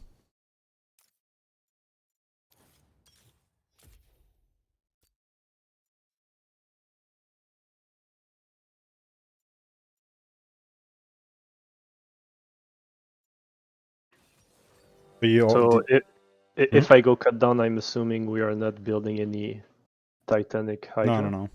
Okay. That's why I was asking you last game, because I thought you would take 98 tech. So when you took Cut Down, I was kind of curious if you Yeah, go. no. Yeah. No, it was only because of the last minute switch, but I always go like coup de grace. Yeah.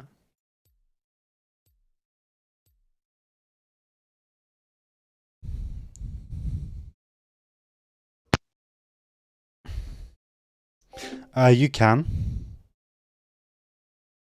take HP. It's up to you. HP outscales both of them like level 4 or 5, but minion damage is the big thing as well. So you can argue that. And what's up, dude? I'm just trying to like standardize things as opposed to make it too complicated. And just say always go this. I don't want to say like if it's this or that and this So and how this. do you compensate with the lack of attack speed with this By going Kraken. Kraken first? Mm-hmm. And your mythic? You will go Infinity Edge. Okay.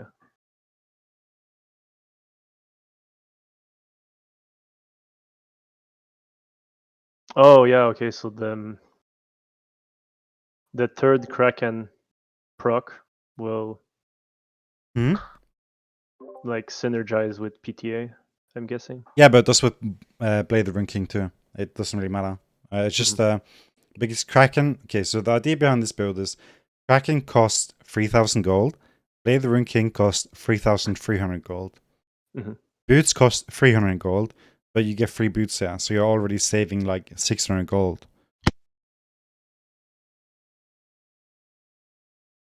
So it's meant to be like a eco build where you're like kind of saving a lot of money, but also like reaching your spikes a lot faster, unless you like without relying on snowballing. It's like you can just farm out this lane, play it safe, and then you'll still be relevant. Alongside 3 pots, yeah.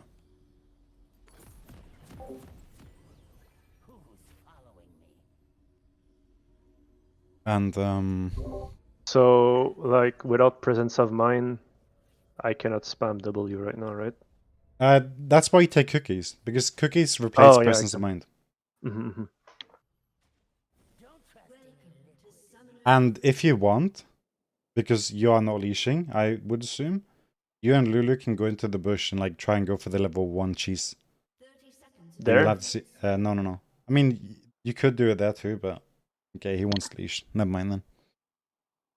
Okay, so just play the lane as you want. I will comment if I see anything I want to comment on, but just play as you would want. Okay.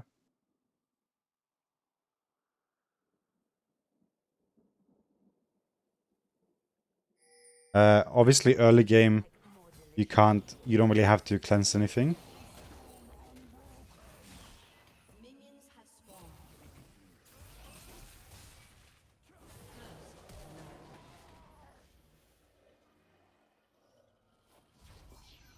Uh-oh. Alright then.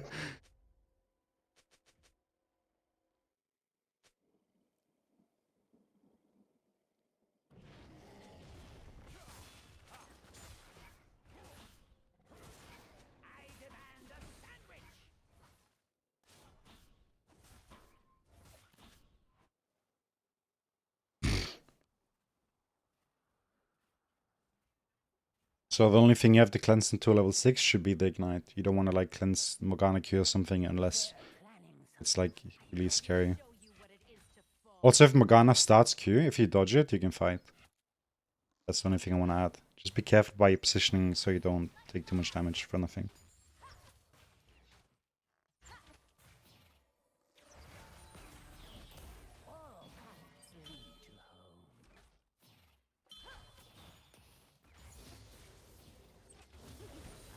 Okay, you lose the race, just pull back.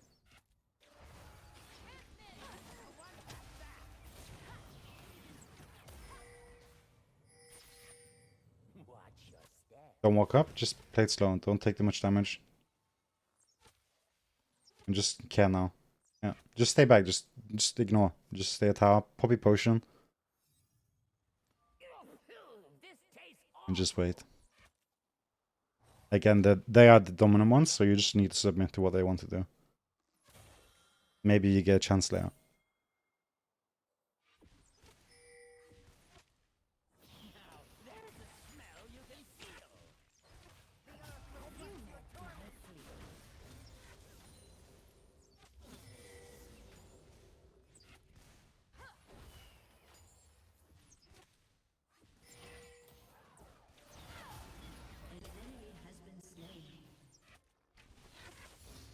You can use a cookie as well.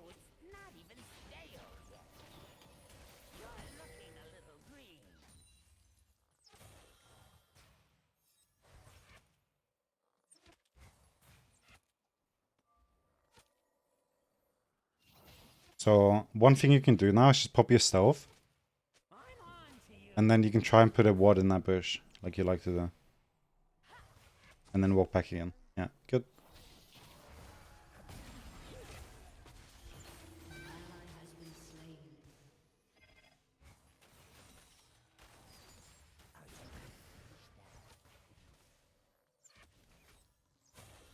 And just reset.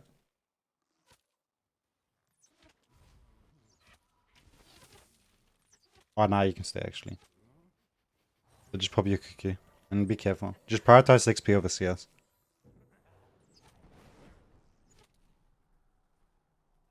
And ideally wait for the next minion before you like show yourself. So you don't...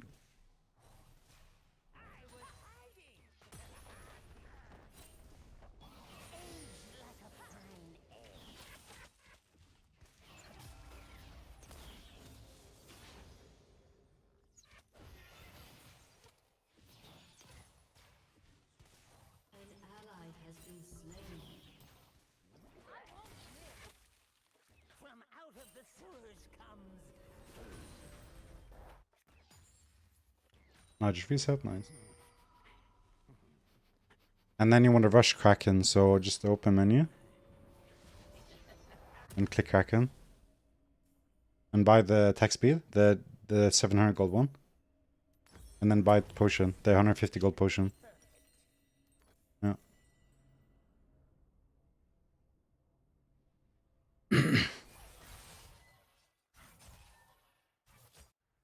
So you're only a few CS behind. You're like Ashe is a kill up, but you are still stronger than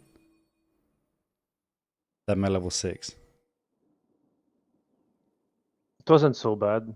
Like 8 CS behind, considering. And it's a slow push towards how- you, so if you don't push this wave too fast, you might even deny it, like even more CS and XP to Ashe. And now Morgana's roaming. So now like Ashe is missing these minions. You are going to hit level 6 before Ashe now even. And if that does happen, I want you to try and like find an opportunity to maybe go in with like ultimate. Yeah, so they just lose so much XP here. And now you want to compare your XP when you see Ashe to you. So like you're level 5, she's level 4. And still you have more minions, so you are going to hit 6 way before then.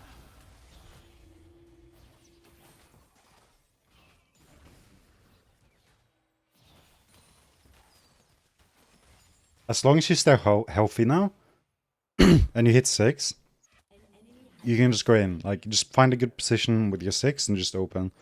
Yeah. And if Ashe is not 6, you can cleanse the Morgana Q if you don't, like, dodge it.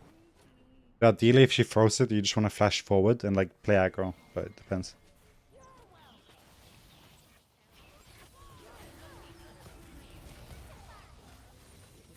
Yeah, it should be fine still. If set is decent. Okay. Just push.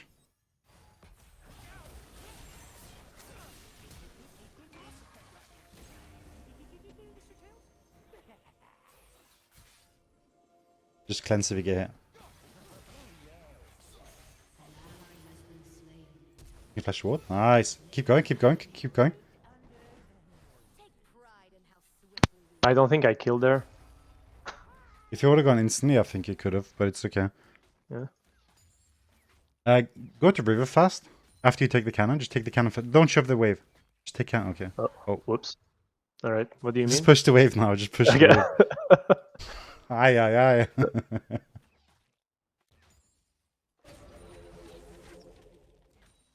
No, it's so fine now.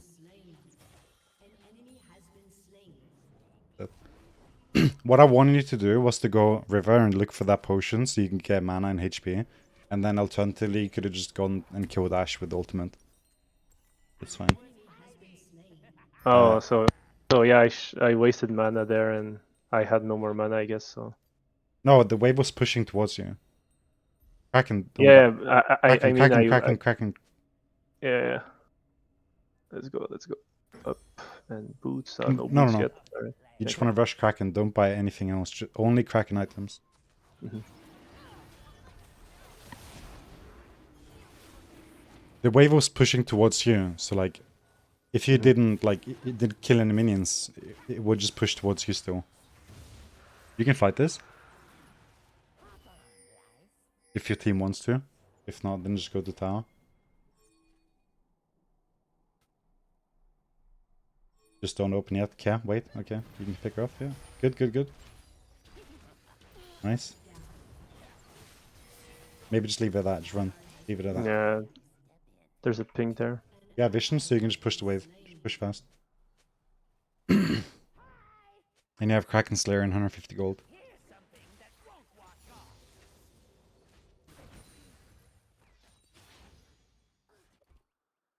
Big plate. Okay, just reset. Not one plate. No, Then wait. reset? Greed. All right. Go back. Yeah, she would be there. I guess. Please don't W. All right. Just wait gold and buy it. Yeah, now you're much stronger than them. So when you see the situation, just fight.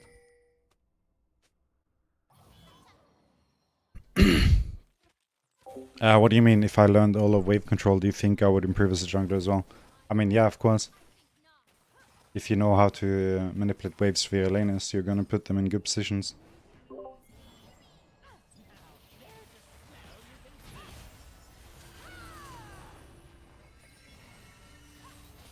Yeah.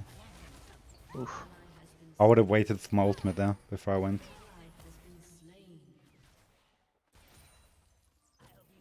Do you know if Ashe has ultimate or not? No, she didn't. Okay. I don't think so. Then you're probably gonna die, huh? Yeah. So now you know how Ashe has no ultimate. So the next fight you can just take instantly. It's like when you walk to lane and you see them, just open and just ult and kill.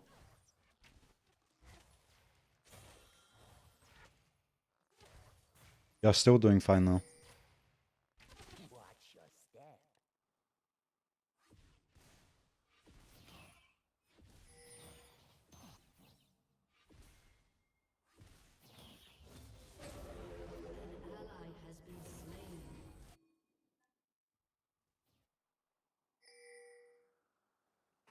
met my fleas?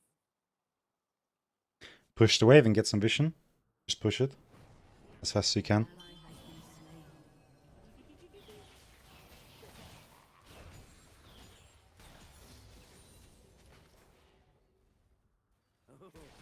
Nice.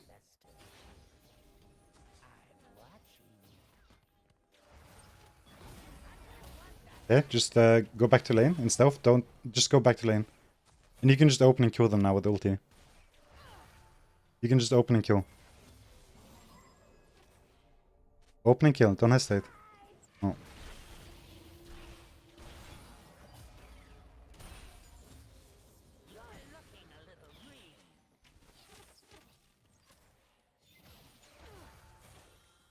I can reset again. Okay.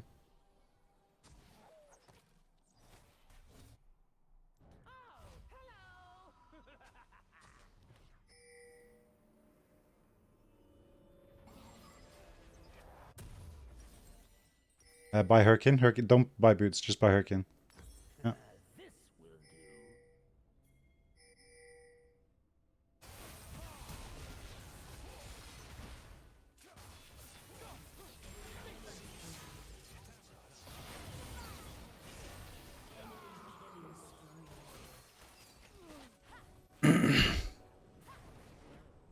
It's just early 2 item pass bike with how costing a lot of money. Just go to your lane, just abandon mid.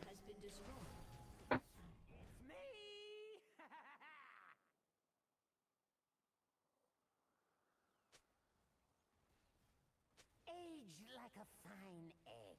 And care that you don't get collapsed on. Now you want to go back? Does he see Echo? Dragon is spawning too, so like don't take any damage now. And just walk to Lulu. Just walk back and just walk to Lulu and Jarvan and fight Echo.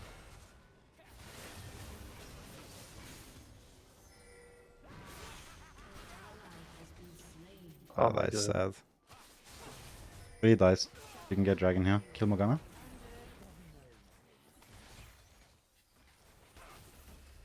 Nice. Play it slow, play it slow. Don't greed. Lulu's in base, so careful.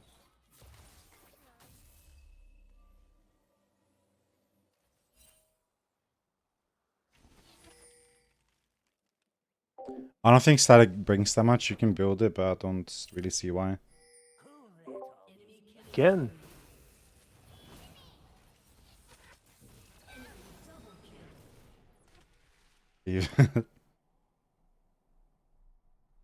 This Lulu is popping off. Ask them to do after, maybe. Absolutely.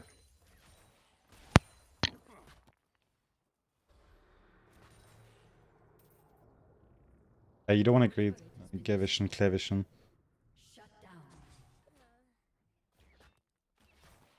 Like, you're going to be very strong when you hit your next item, so just play towards that. And press tab now. Okay. Because what you want to look at is who's fed, how many dragons have been killed. Okay. And you're level 9, so you can get a blue trinket. No, what are we doing? Well, sold the potion for, like, the thing for boots? No? Buy blue. Well, can't Buy undo. blue Yeah. trinket, blue trinket. Oh, yeah, okay, blue okay. trinket. Yeah, my bad. Shiny, not for long. It's okay. I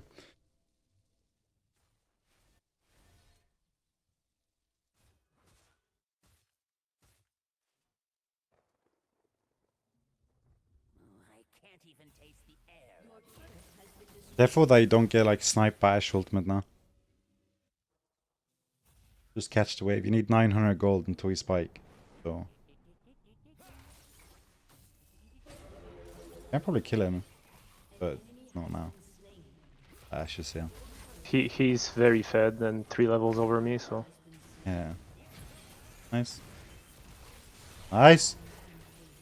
And Jarvan cleans up. Cool, cool, cool.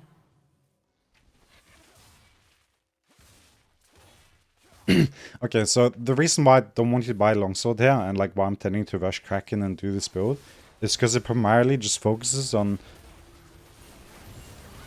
hitting your spikes. And just like not buying over items and just getting to your, like, when you're strong. Because that's an example last game when you played and you were buying Blade the Ring King. You had like so many other components too. But like some items are just so strong that you just want to like just get them and just ignore everything else. Like it might feel bad to sit on 600 to 700 gold, but it's gonna pay off. As long as you just play safe and farm. It's like now as an example, you can look bot lane. Just look with your camera, see how the wave is looking. Bot lane. It's pushing, yeah. So just go collect that wave. You need 600 gold. That is all you need to focus on now. There are no big objectives to be taken. There's no dragon. Herald, it's not something you can contest. Not anymore. Yeah, but even then, it would be in. Okay, so you just want to back off again. If he flashes for you, don't flash. Then you just accept. An enemy has been slain.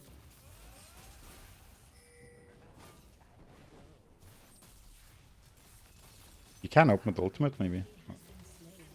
Okay, now No. you just leave it. This guy. Fun game. Hey, what did I step in? Your turret has been destroyed.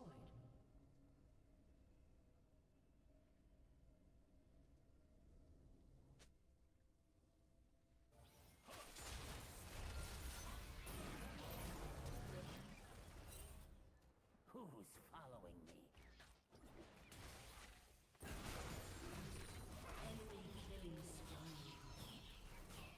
So you see, if you didn't buy that dagger now, you would have only needed 70 gold. Yeah. But now you need 350. It'll only hurt till you die. Nice. Oops. Oh, that's good. As long as you get vision. And you want to walk in a safe path. I'm gonna want that back. They are very squishy.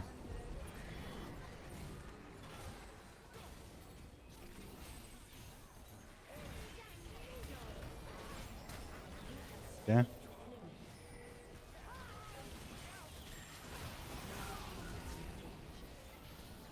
I have Hurricane.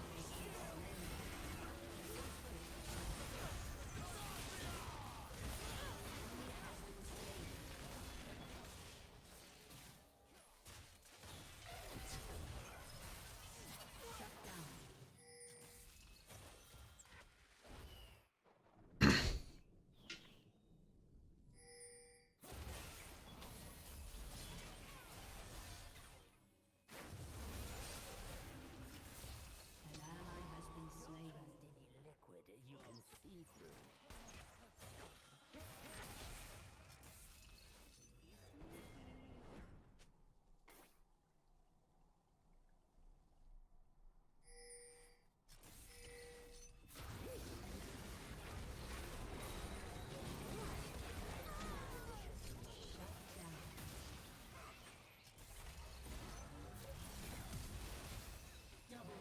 Boom.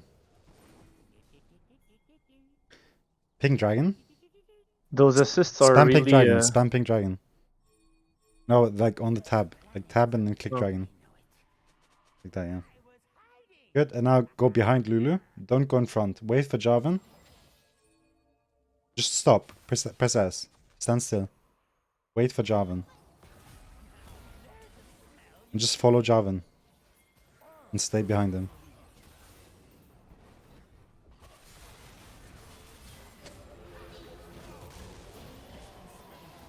Okay?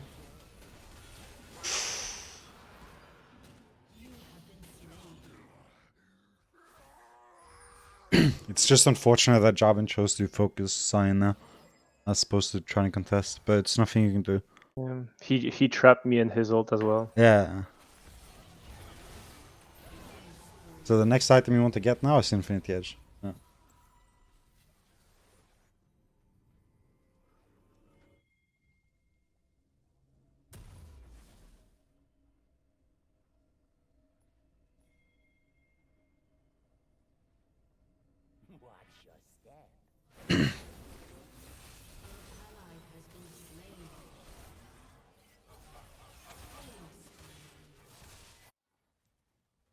So you're definitely making a comeback. It's just they have a lot of assassins and just general catch, so you have to be very careful not to get like bot when walking in your jungle. It really depends. I'll explain this build after though. The But Blade the CS Rune is King and absolutely Kraken is both disgusting. viable. What did you say? Oh, CS, yeah. Yeah.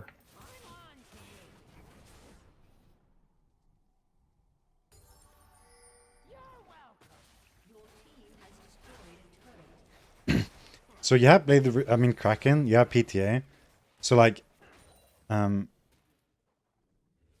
tab, 2 sec. Okay. So you can definitely like kill Ashe as an example right now with ultimate and something. And you also don't want to generally fine. Go to drive Baron.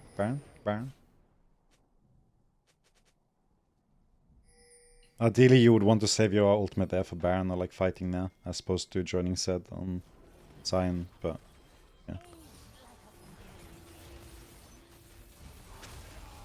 Yeah.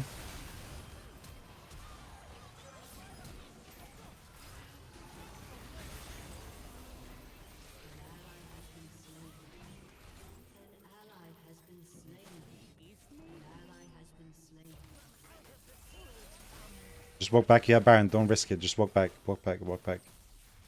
Echoes behind you.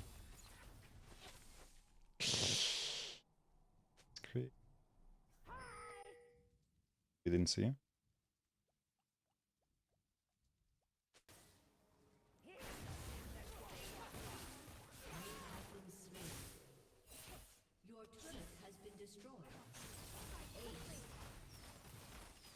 You still don't lose the game though, so it's okay. Just buy a BF sword.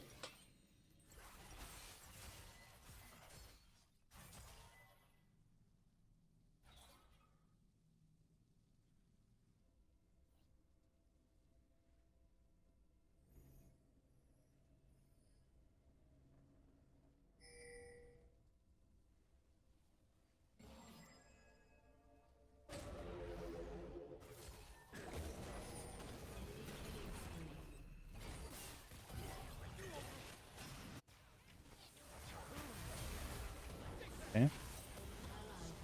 You can actually kill them, I think. If you...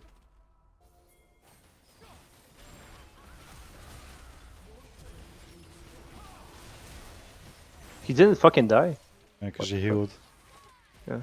That's cringe. Oh well. Oh.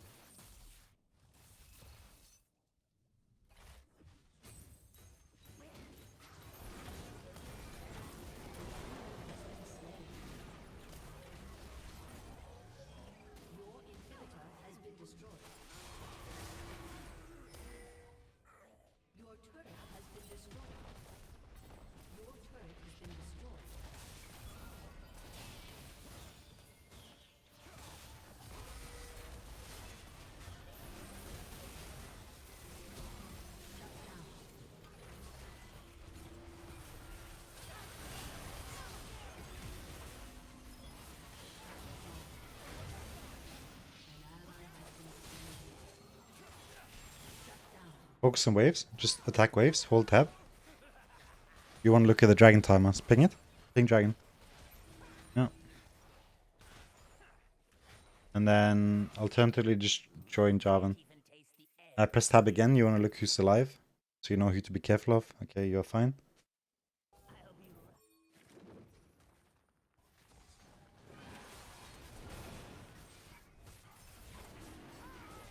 And I want to see a fast reset after this. Don't fight. If they fight, just walk away. No, just keep farming.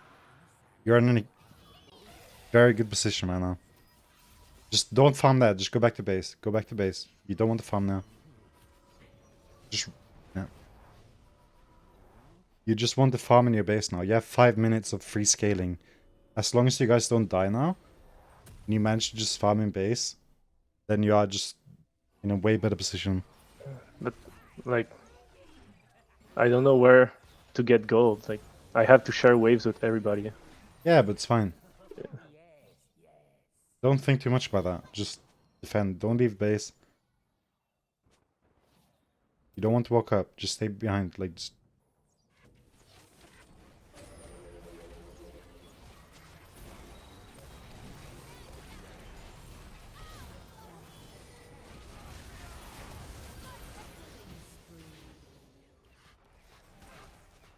Now go back to mid lane.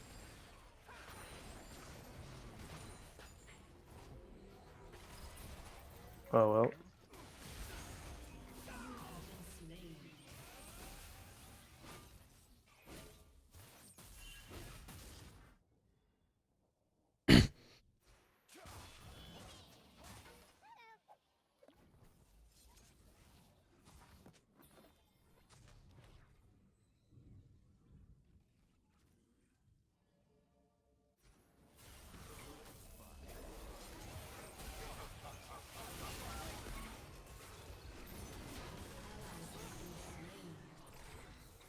You still have the stronger members of your team alive though. Being Jarvan and Aurelion Soul. And you're spawning in 10 seconds. If they want the inhib, just let them take it.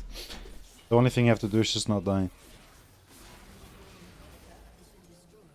And just killing the waves.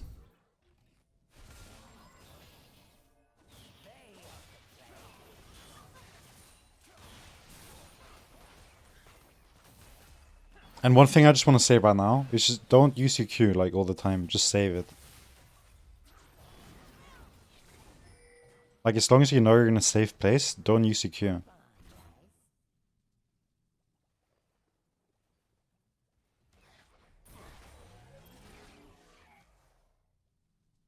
And don't worry about the minions. You are going to get your item before.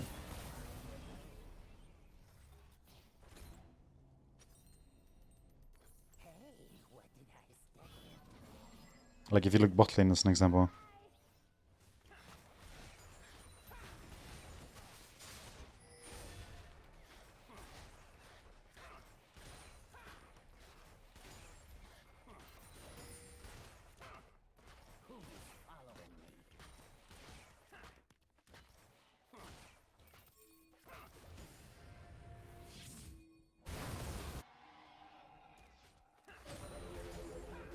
No, you just pray that your team actually does something.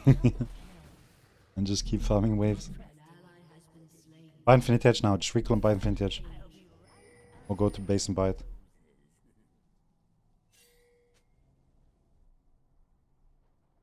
Just kill the wave first, actually, kill the wave.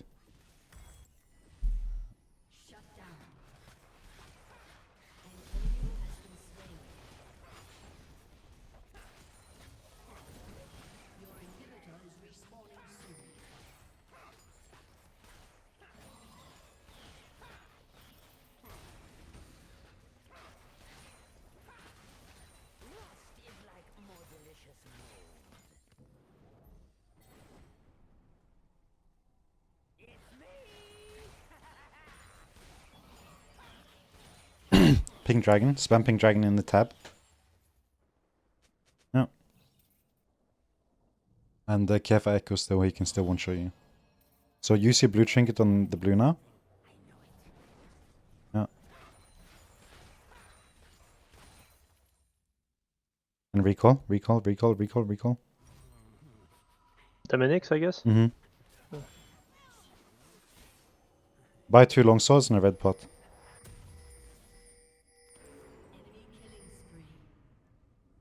And again, just follow Jarvan. Stay behind him and follow.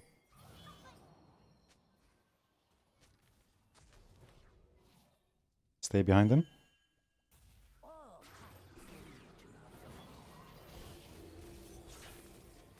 Now you can use your Q. But still wait. You can ping in. Just ping like forward, like you want to fight. Yeah.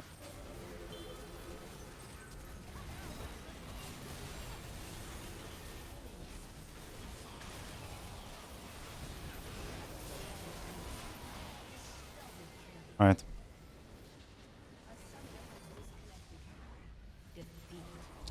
How'd you feel about the build though? Like in general? Like the damage, did it feel good or bad? Um, Well, the Keystone felt good when I cut Morgana Dragon, but that's about it. I felt like the build didn't matter since I had no source of gold all game long, sharing waves, uh, getting every assist possible. It just Mhm. like the spikes were way. I mean, sure, I wasted like a dagger, but it's still nothing compared to like the shit Yeah. CS and gold I had all game long. So I don't. Hmm. The only moment it felt good is when I cut Morgana at the River Yeah. Dragon earlier, but that's it.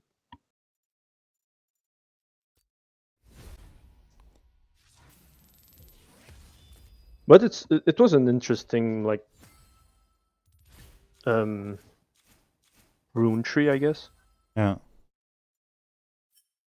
It's definitely more viable than I thought, but like I didn't feel anything special in this game, Yeah. especially. Mm. Yeah.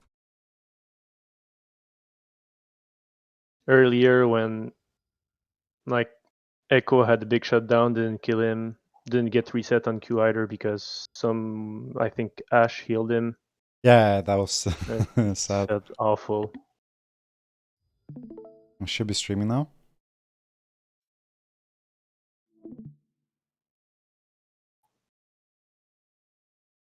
Mm. Let's see.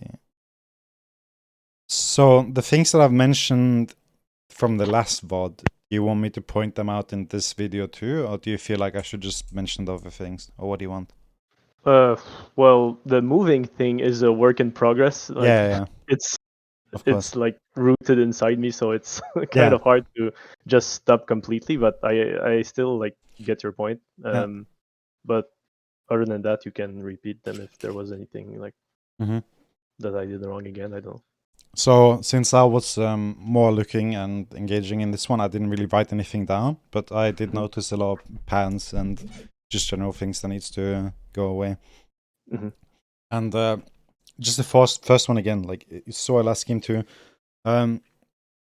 Especially on Twitch, it's very important to like recognize where your item spikes are and like playing for those. So like as an example, the first game, Blade the Rune King, like you can buy long swords and daggers and pickaxes and boots and pink quads and all of these things, but it just gives you like 10 more AD. Like you need to understand the importance of your like certain item spikes and just wait and just learn to just be like accept like okay, I'm going to be weak, but in 30 seconds, 1 minute, 1.5 minutes, I will be the king. I'll be God. I'll be the champion, you know? So, like, you just need to be patient. Like, same thing with, like, getting annoyed over these farms here. Like, it sucks. But, like, the only thing that matters at, let's see, where was it? It was, tab right here.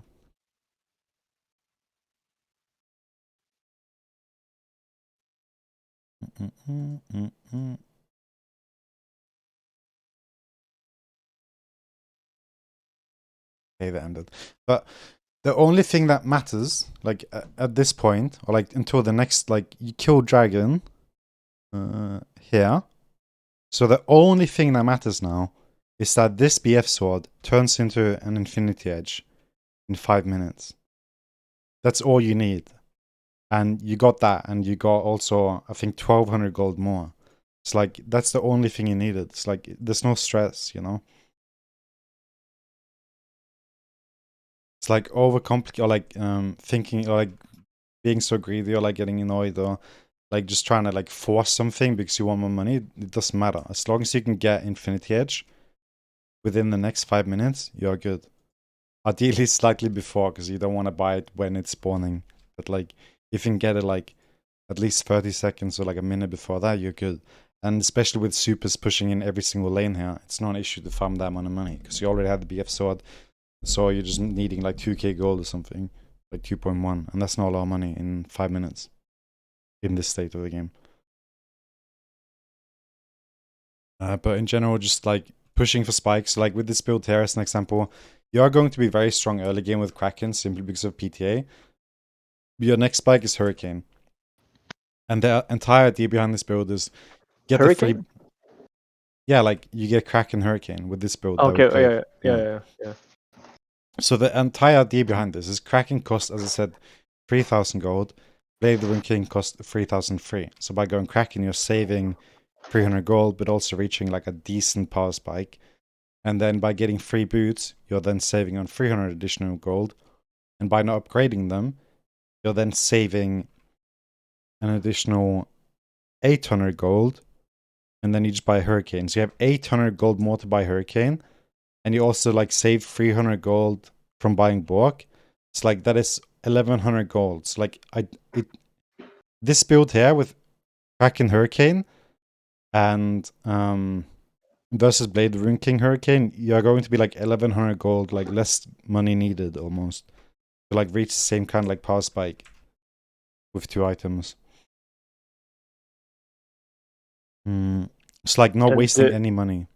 Do you use this 1.1k to rush Infinity Edge as well, or you buy your tier 2 boots eventually?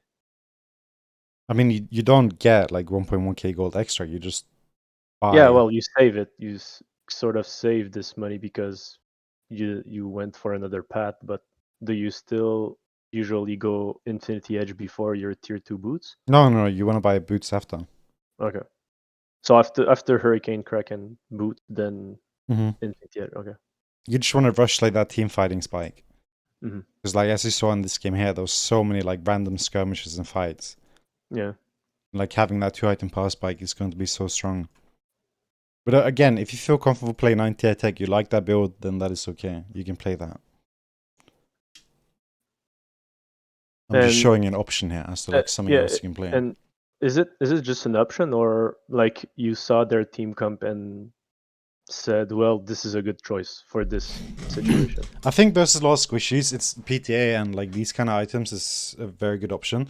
Because the thing I'm going to go over now is what this emphasizes on. And it doesn't necessarily just mean you could have done this because you had PTA, because you definitely could have done this with Lethal Tempo too. But one thing that I noticed that you didn't do a lot here is like you didn't capitalize or like understand when you're strong. So as an example, you died near the turret around... Yeah, I engaged before having ult. It was at 6, I think. I'm not sure if you're talking about that, but Yeah. Lulu was 4, I was 6. I could have win the 2v2 if I had my ult, but I didn't wait, so I used cleanse early, then Lulu got caught, then I got caught, and we both died.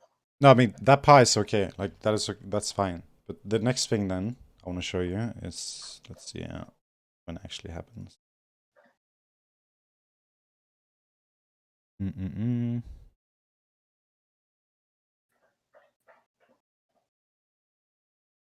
Okay.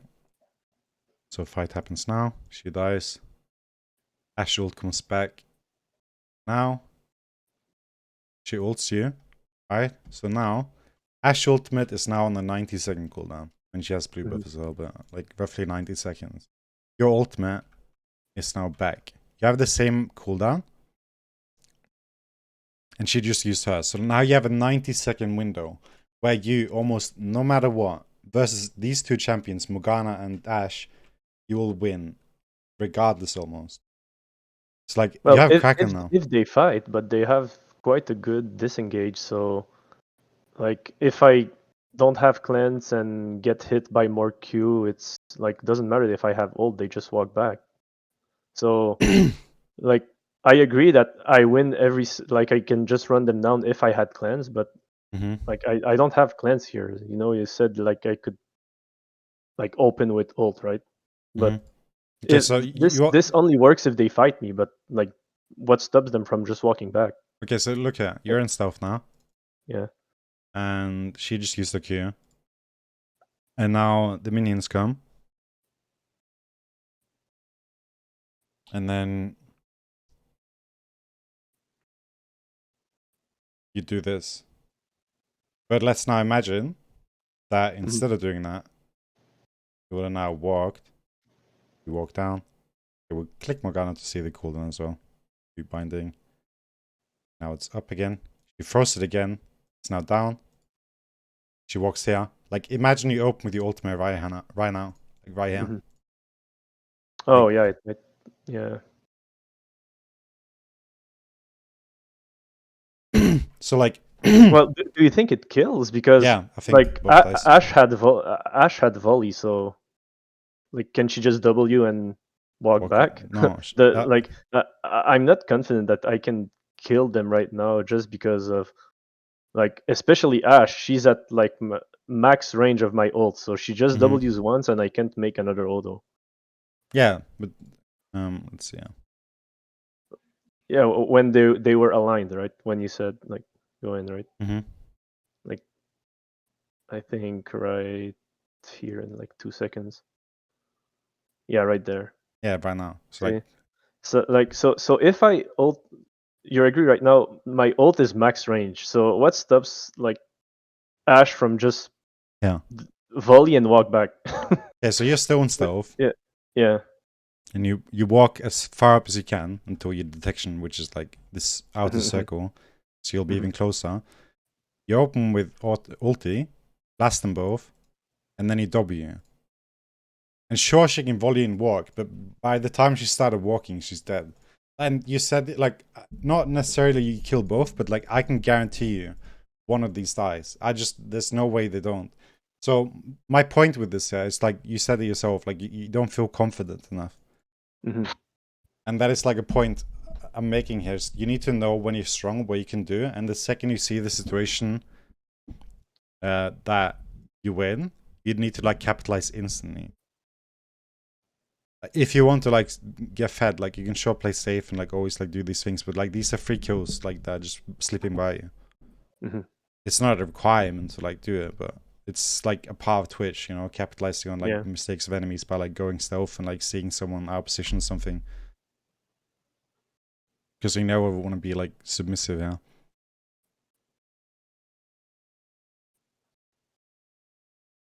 So that's the one thing, just especially with PTA. So again, like if you don't want to do it on this, do you have more than one account? Yeah, I have a bunch. Yeah, so like as an example, I only play on this one though. Yeah, so as an example, just as you can play whatever build you want again, but like play PTA maybe something that allows you to be like a bit more aggro, and then just go for these plays, and just go for them all the time, and just if you die, it's okay, but just limit test and just practice it, and like so you become more confident. Yeah, and like knowing the damage and knowing like how slower my auto attacks are. Because I can tell you right now how this lane should go. Yeah. It's like Morgana starting Q. Like, I mean, this is depending on your support, of course. But like just how this lane should go is that ideally you also want to go Q second or like first. I mean, instead you could do the cheese thing. I think that would have helped this lane a lot. You get pushed in, hey, you just need to give this up. But ideally that shouldn't happen, but you had to leash, so it's nothing you can do about it. But the only thing they really have to like shut you down is the Morgana Q. It's like if you're full HP at any point and you don't get hit by the Morgana Q, you win. Most of the time, if the Lulu's willing to ignite. And it is of course easier if you have exhaust. So having cleanse is obviously going to make the situation a bit more difficult. But you do win with your EQ and just consistent auto attacks. And if you manage to dodge Morgana Q. And you know, you told me to go exhaust before seeing the enemy team, and then you told me to switch to cleanse. Is it like a PTA thing or just a general Twitch thing? You don't like to play with ignite, or? I would take exhaust. Like you see Echo here as an example, and like Jace and these kind of champions. Like being able to exhaust them is like so big, you know. There's so much damage in the game now, and like you don't need ignite. It's fine. Like if you play with Yumi or something, you can sure take it, but like you shouldn't have to rely on ignite to kill someone, because like with the proper positioning, as we saw, like at this one point, you should be able to kill them regardless, because you have.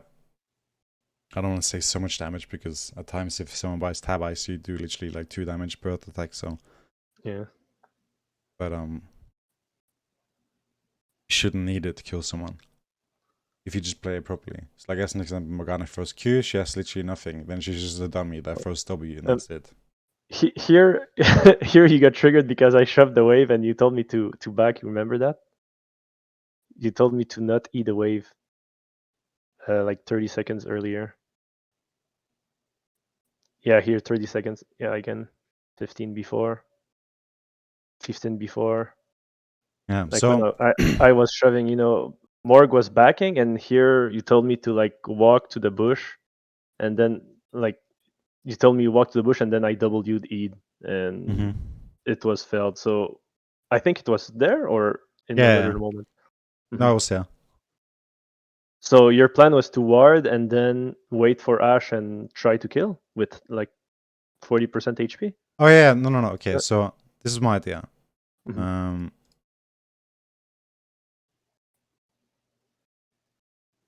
I'm not sure if it was there, but it was something Yeah, it was there. similar, It was there. It maybe. was there. It was there. Okay.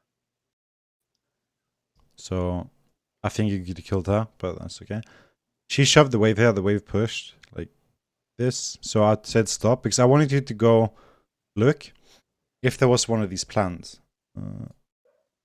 Oh, the HP plants. Oh, I see. Yeah. To refill HP and then okay. So I wanted to go to lane to see if you could see one of these, but there wasn't Mhm. one here, so the play wouldn't have worked.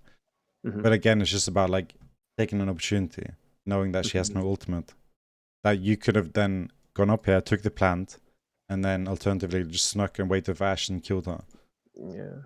The plant can be sort of a bait because she sees me low, so she gets confident even if like.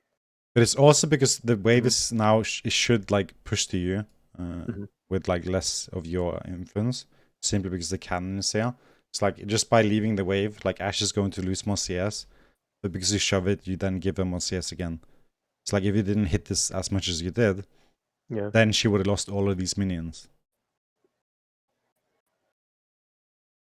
Yeah. Well, but this was if you were aiming for the plant, right?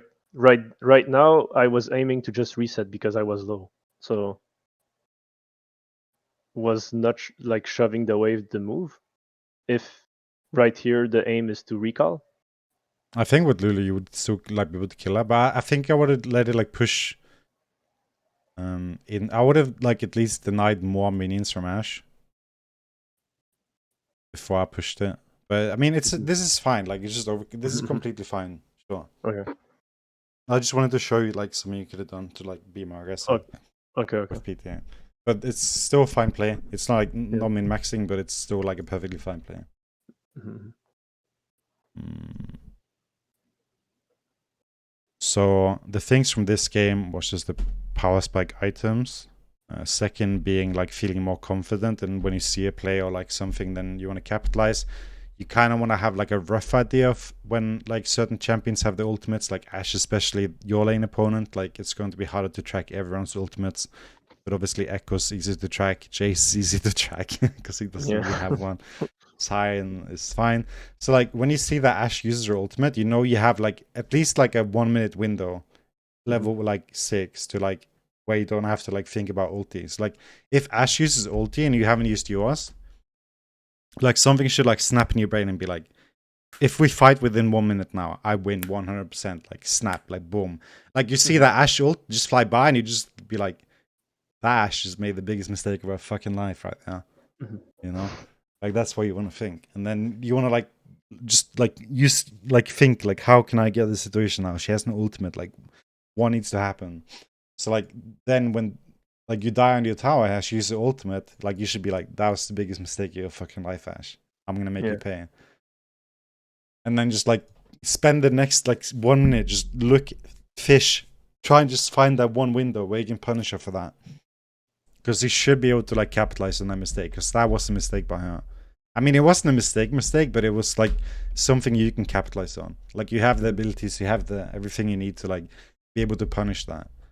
Like it's the good play for her to like kill you in the tower, but and like at the same time, you should be able to punish it.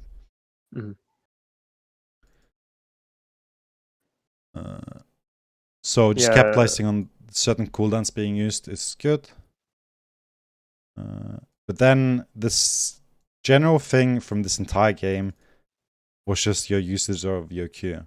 And this is a thing I see with like most Twitch mains. Is you just use. I struggle with this sometimes, so it's something I catch myself doing sometimes. Like using your Q for no reason at all, like randomly when you're walking around Oh yeah, throughout the it's game. I guess the movement speed thing, 10%. Getting to lanes faster or to the Yeah, but it was like outside wave the that. lane, like whenever you Yeah. would go somewhere. hmm Like here as an example. And Yeah, the can't cooldown see it again. is very big, so it feels bad when the fight starts Like like later in the in game your you want to in save your it. It's Q like here you cooldown. use it again. Like hmm you used it now. But like look here, look now. Who's there? Ashe. hmm You have cleanse. You have ultimate. It's like again, you have your Q now, you stealth up to her, you press Q, PTA Kraken, she dies. She's dead. She flashes something, you know? Yeah. Like she should be dead, but since you don't have your Q, you can't look for this opportunity. hmm It's like ideally what you want to do here is like you farm this wave, push it, and then you use your Q to like fish. You go stealth like a submarine. You go out, like under the enemy lines and you just like look like what's here, you know? If you see an opportunity, you just unleash the torpedo. Boom. Yeah. It's like here you should have your Q, ideally a bit before. Yeah. And then if you spot Ashe here, then she should be dead. Like you just not having a Q for these like ideal moments, or like just having a Q not be able to for certain situations, then yeah, as you can see, that could be hold. So that's my biggest takeaway from this game. hmm Just using it, like these are the things that will have them like the most impact, because they will just allow you to have like better opportunities of finding plays or actually being used for the right time. Like these are small plays, like I don't feel is so necessary again to go over. But obviously keeping in mind your positioning and where you want to be, especially against people with skill shots or like stuns or something, you don't want to put yourself in a position where you're kind of like locked and you can't escape. Like you're forced to flash it if you don't want to get queued. Yeah. Because you're locked. Like you have a fucking wall here that like stops you. It's like I would have alternatively wanted to look for like a wider angle here. I'm not sure if your Q was about to run out. It's like I would have gone wider. As opposed Yeah. to Well, like I only went there because I thought the Echo was going to eat the turret and not the champion, so he went so far, and then I had no choice. I think the Q was running out. yeah. No. And yeah, I just like committed on Cyan. I didn't really want to do that, but yeah, then the ultimate duration was almost over when I started hitting Echo, and I think Cyan passive was destroying me as well. So yeah. Yeah. So yeah, most of the time, generally, you don't want to lock yourself into walls and you want to try and go a bit wide. So you have room to like move, or like yeah, room to move, yeah. Space to work with.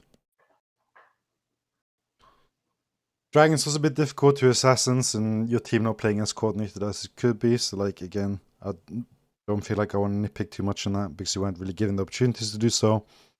But again, I just want to say like it's important again to like play for objectives and for your team. Like playing behind the Javan as you did here was good. The biggest mistake I would say you did when it came to objectives was what you did here, I think. Not exactly here. It should be here. Am I trolling?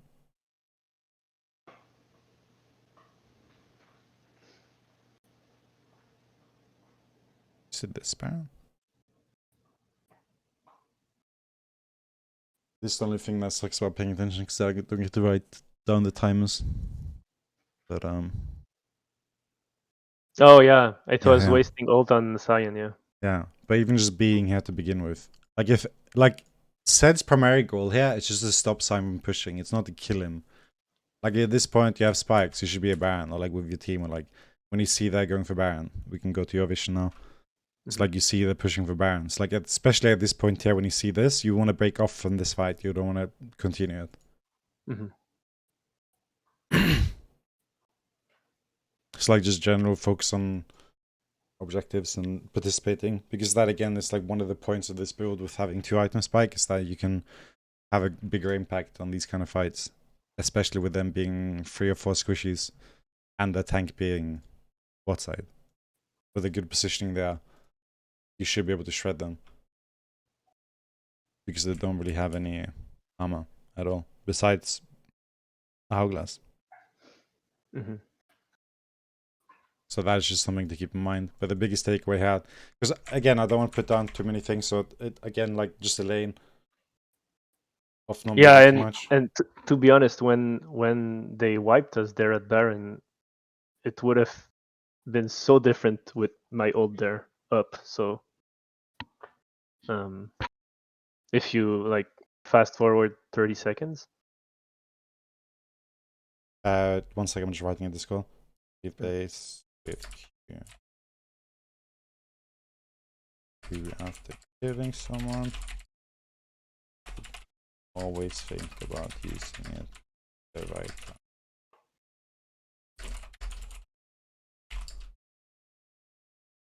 Right. Mm-hmm. Boom, boom, boom. So Everything you black. see there, I was in range to like see here if I had ult. Mm-hmm.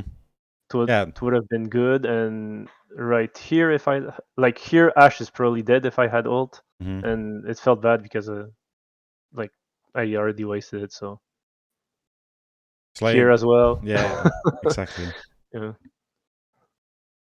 It's like just trying to save your ultimates and flash and stuff for these kind of situations as opposed to like picking off single laners in the side lanes. How did he know though? Just random. It's really frustrating. I've had this happen a lot to me too. People will just randomly click everywhere. Yeah, that's why it's important to just go back to base and just leave. Again, like when he died here, at some point when I said to go back after you killed them when they were shoving and he picked off Ash, I think, and was it Jace, I think?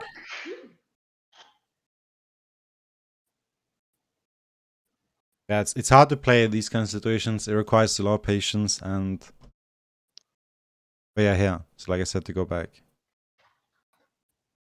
Yeah, and he just randomly jumps me. How did he know?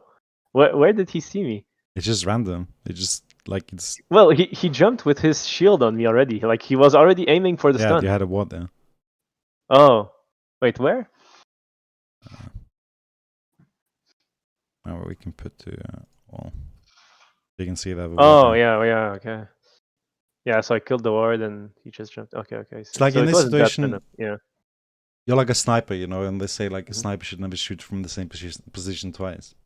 Like you took your sniper shot here, you killed the enemy, but then you're like staying in the same position again. It's like the second you kill people or like pick someone off, you just need to get away because like they know your position now, so you just need to like reposition and get away as fast as possible. Ideally, just go back to base and just keep farming because again, the only thing you care about now is getting Infinity Edge. That's the only thing that matters, getting that Infinity Edge for the next objective. Like you can defend your base, that is no problem. The only problem you have now is fighting in the next objective. So you want to just get your Infinity Edge and your Spike for the next one. Defending base is no problem, but fighting Baron or Dragon is an issue, so you want items for that. And ideally you want as many inhibitors up as possible as well, so being in base prevents them from taking more. But again, these positions are very difficult to play. And I would say you would need to play 100 of these to be able to know exactly what to do. Yeah. Yeah.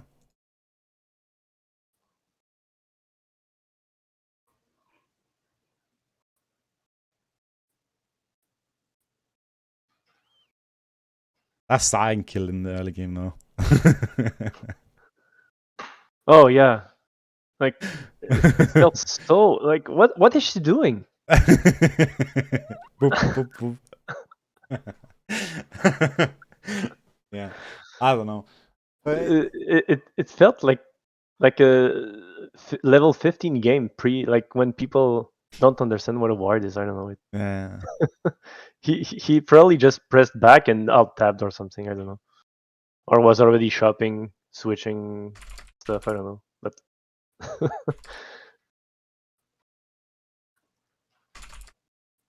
she wasted flash, I think, too. So we had no.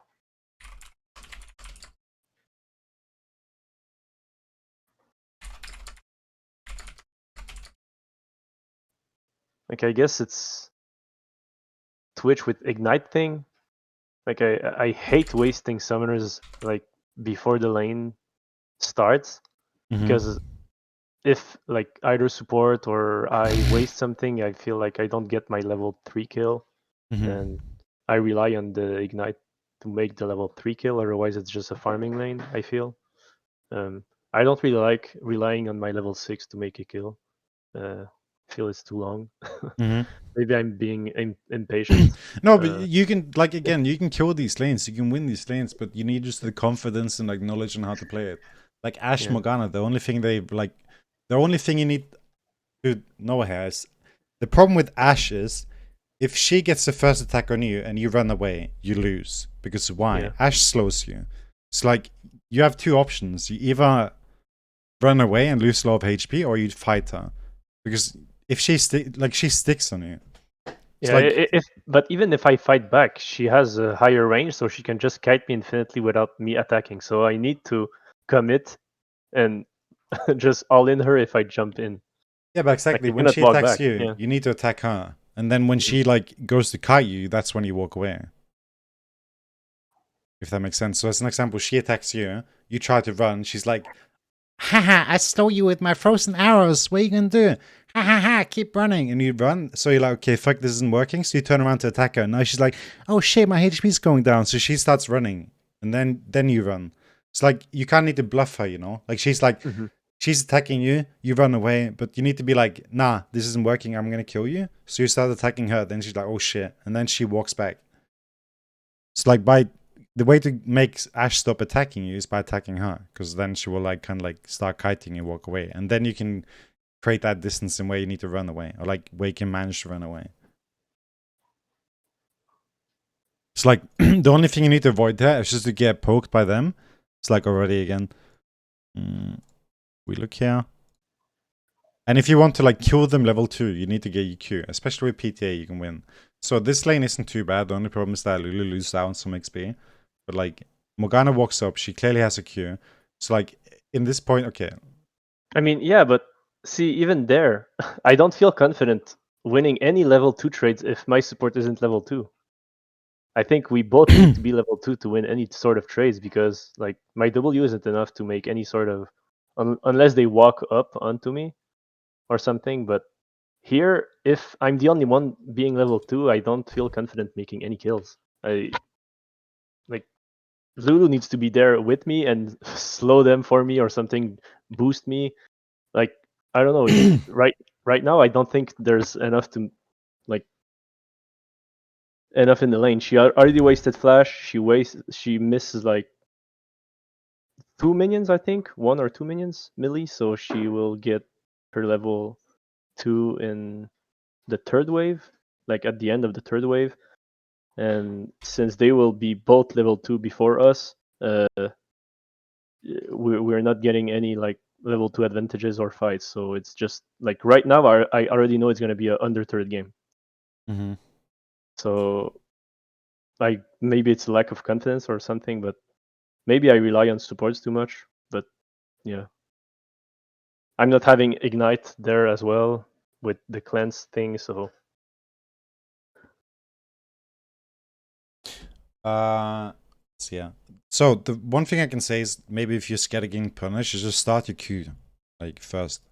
Because as an example, when Morgana walks like this, you need to get the CS. That's fair. yeah, But like at this point here, like when she keeps walking, like if you stood still here as an example behind the minions, and you kept attacking her, and then your next wave comes, you can start walking up to that one. But like you could have punished her a bit there. I'm trying to find a video so I can show you exactly. I have a video where I play against a Morgana like this, and she just dies before like level 1 because she just doesn't know what to do. and it was by yourself or like someone else was attacking her. I think I don't recall exactly. Because I agree, like running down Morgana here behind the minions if we both auto attack her. I think I saw this video you posted like on your channel when she starts Q, it's sort of a grief because if she misses it, you just run her down. But at this point, it's still like reliant on your support doing doing his part, and that's not what Lulu was doing here. So Like in this scenario, if I had to auto attack Morgana when she walked up to me, Lulu was at the turret level, I think. Mm-hmm. So like, okay, maybe it's 1 or 2 auto attacks, but it's nothing like running someone down. Or Mm-hmm. I mean, sure, I guess I win the trade because maybe I proc PTA, or like in the best scenario I proc PTA.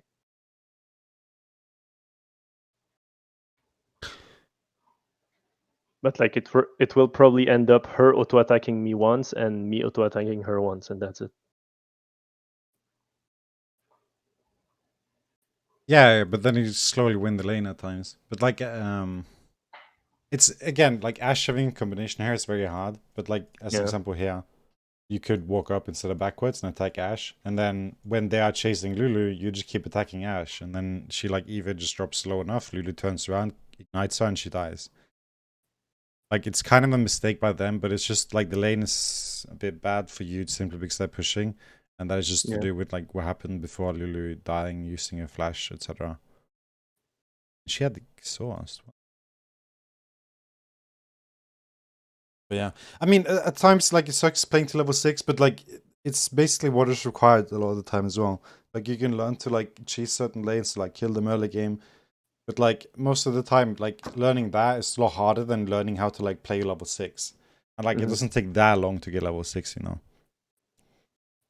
But like this was like the perfect world for you. Like you were like 2 levels up, I think. It's like you definitely should have been able to find the window here, and like where you could almost like 2v1 them, as long as you don't lose too much HP and you just find a good position.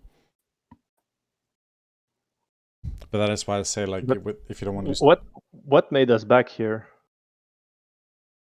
What do you mean? Like just recall? when I was level 6? Because I don't think I made a kill here. Yeah, see, oh wait, I killed someone, or? Yeah, Ashe died when Sid came. Yeah, yeah. And then he flashed now, killed him, which is good. Mm-hmm. And then he hit level 6, and then he walked back. So it's like, this is like also like, your brain should like snap instantly when this happens, you know? Like, it didn't snap instantly here. That's why you can't kill her. But if your brain snapped instantly, Yeah, yeah. because You as you would say, W and ult, yeah, immediately. times Yeah, moving here, speed. as soon as I auto like killed the echo and hit level 6, I guess level like W her, level up 6, and run her down with ult. I mean, the easiest play is just hit ice wave. Let's go. Boom. Here, right? Ice. Yeah, I walk back, and that was my mistake. See, You I level could your W ult, here. press Q, and you just chase her. You just walk. You don't click on her, but you just click on the ground near her. So you just get closer and closer and closer. And when you know you're close enough to like be able to kill her, then you press ultimate, open, W, and then you kill her. You need to get like close enough to her before you start doing that. Because if you open with ultimate, as an example now, or getting a bit closer, she might escape with like a certain amount of HP. Well, if I have my W, I don't think she can escape my ult. Do I have my W here? Soon. But again, it's always recommended to just press Q and just get close as possible as you can. Like just press Q and just walk towards her. You don't have to open, just walk. Just walk like literally so you like can smell a fucking Yeah. You know what I mean, right? Yeah. So just walk close, just close, like literally get up to a fucking like I don't know. Smell her ass and then you just open and kill her. Melee range almost. Yeah. But like all these things is why I say like if you have a Smurf account, just go PTA, just go this build as an example and just like fist fight. Like late game, you see someone by themselves, you just open ultimate and just try and kill them. You die, it's okay, it doesn't matter. And just limit test. Because there are so many windows here where you can kill them. Not necessarily early game. I would say it's too risky. But level 6 is guaranteed. So it's definitely possible against these kind of champions. Against someone like Nautilus, something it's going to be harder. But if you're playing against like enchanters and stuff with PTA, you most of the time do have the upper hand. Against champions like Ashe and Aphelios, Kai'Sa. No, not Kai'Sa, Sivir, etc. But yeah.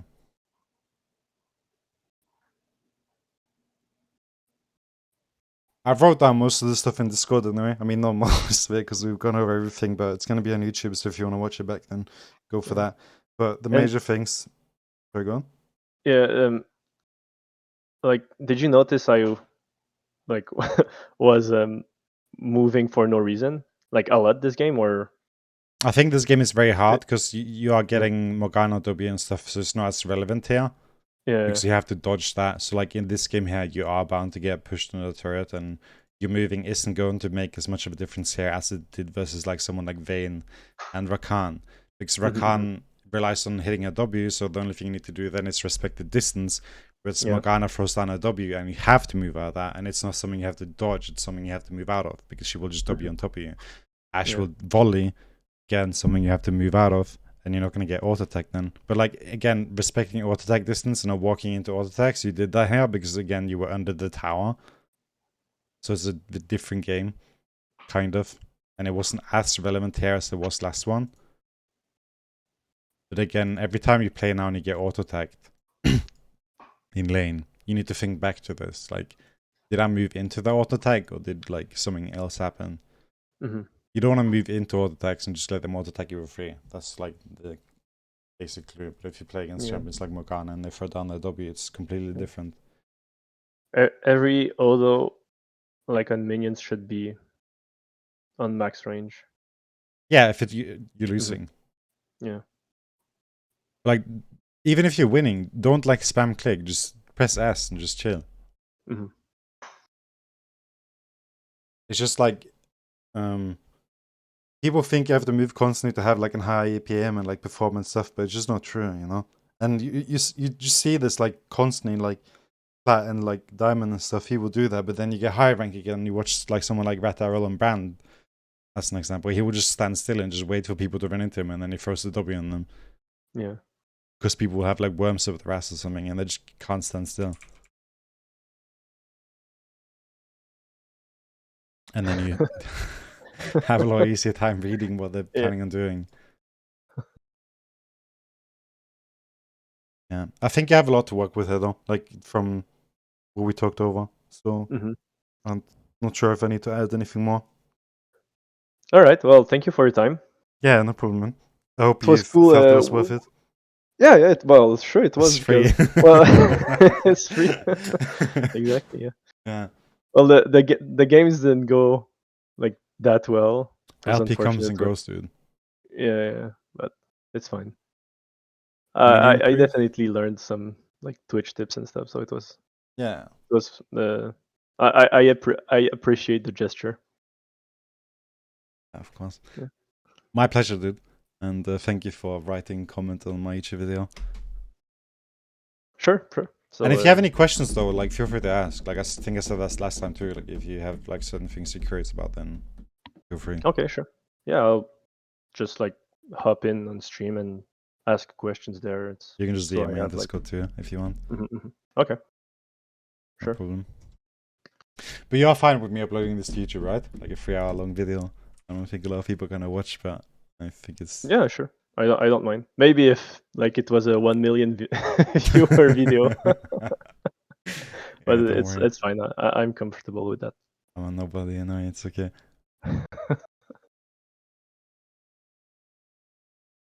See if I missed anything. Major.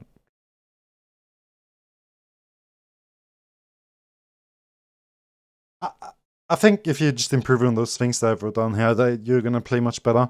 Especially when it comes to like the capitalizing on people's mistakes and like cooldowns, like Ashe using your ultimate and then knowing you have a window, like that's gonna be like 1 kill every game, you know, early game. And just you need to feel confident. Like that's the main point. Like you need to be confident and not uncertain.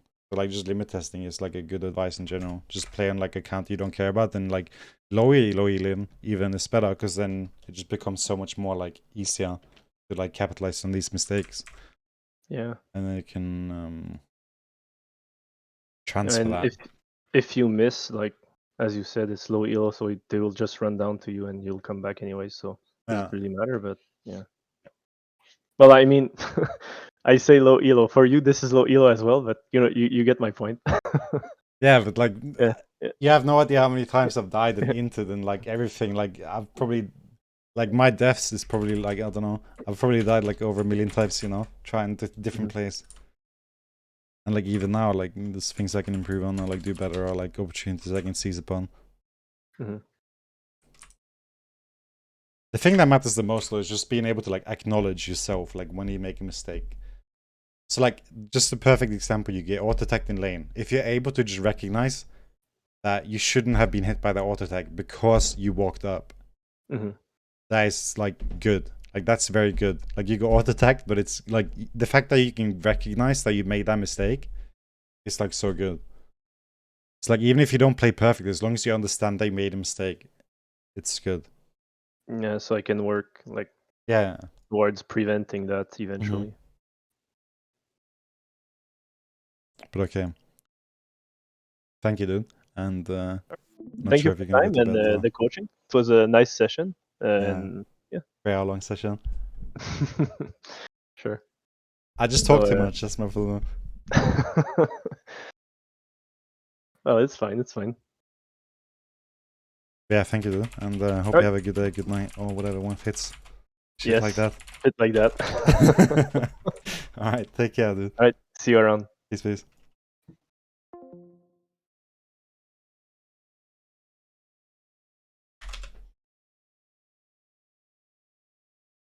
Alright.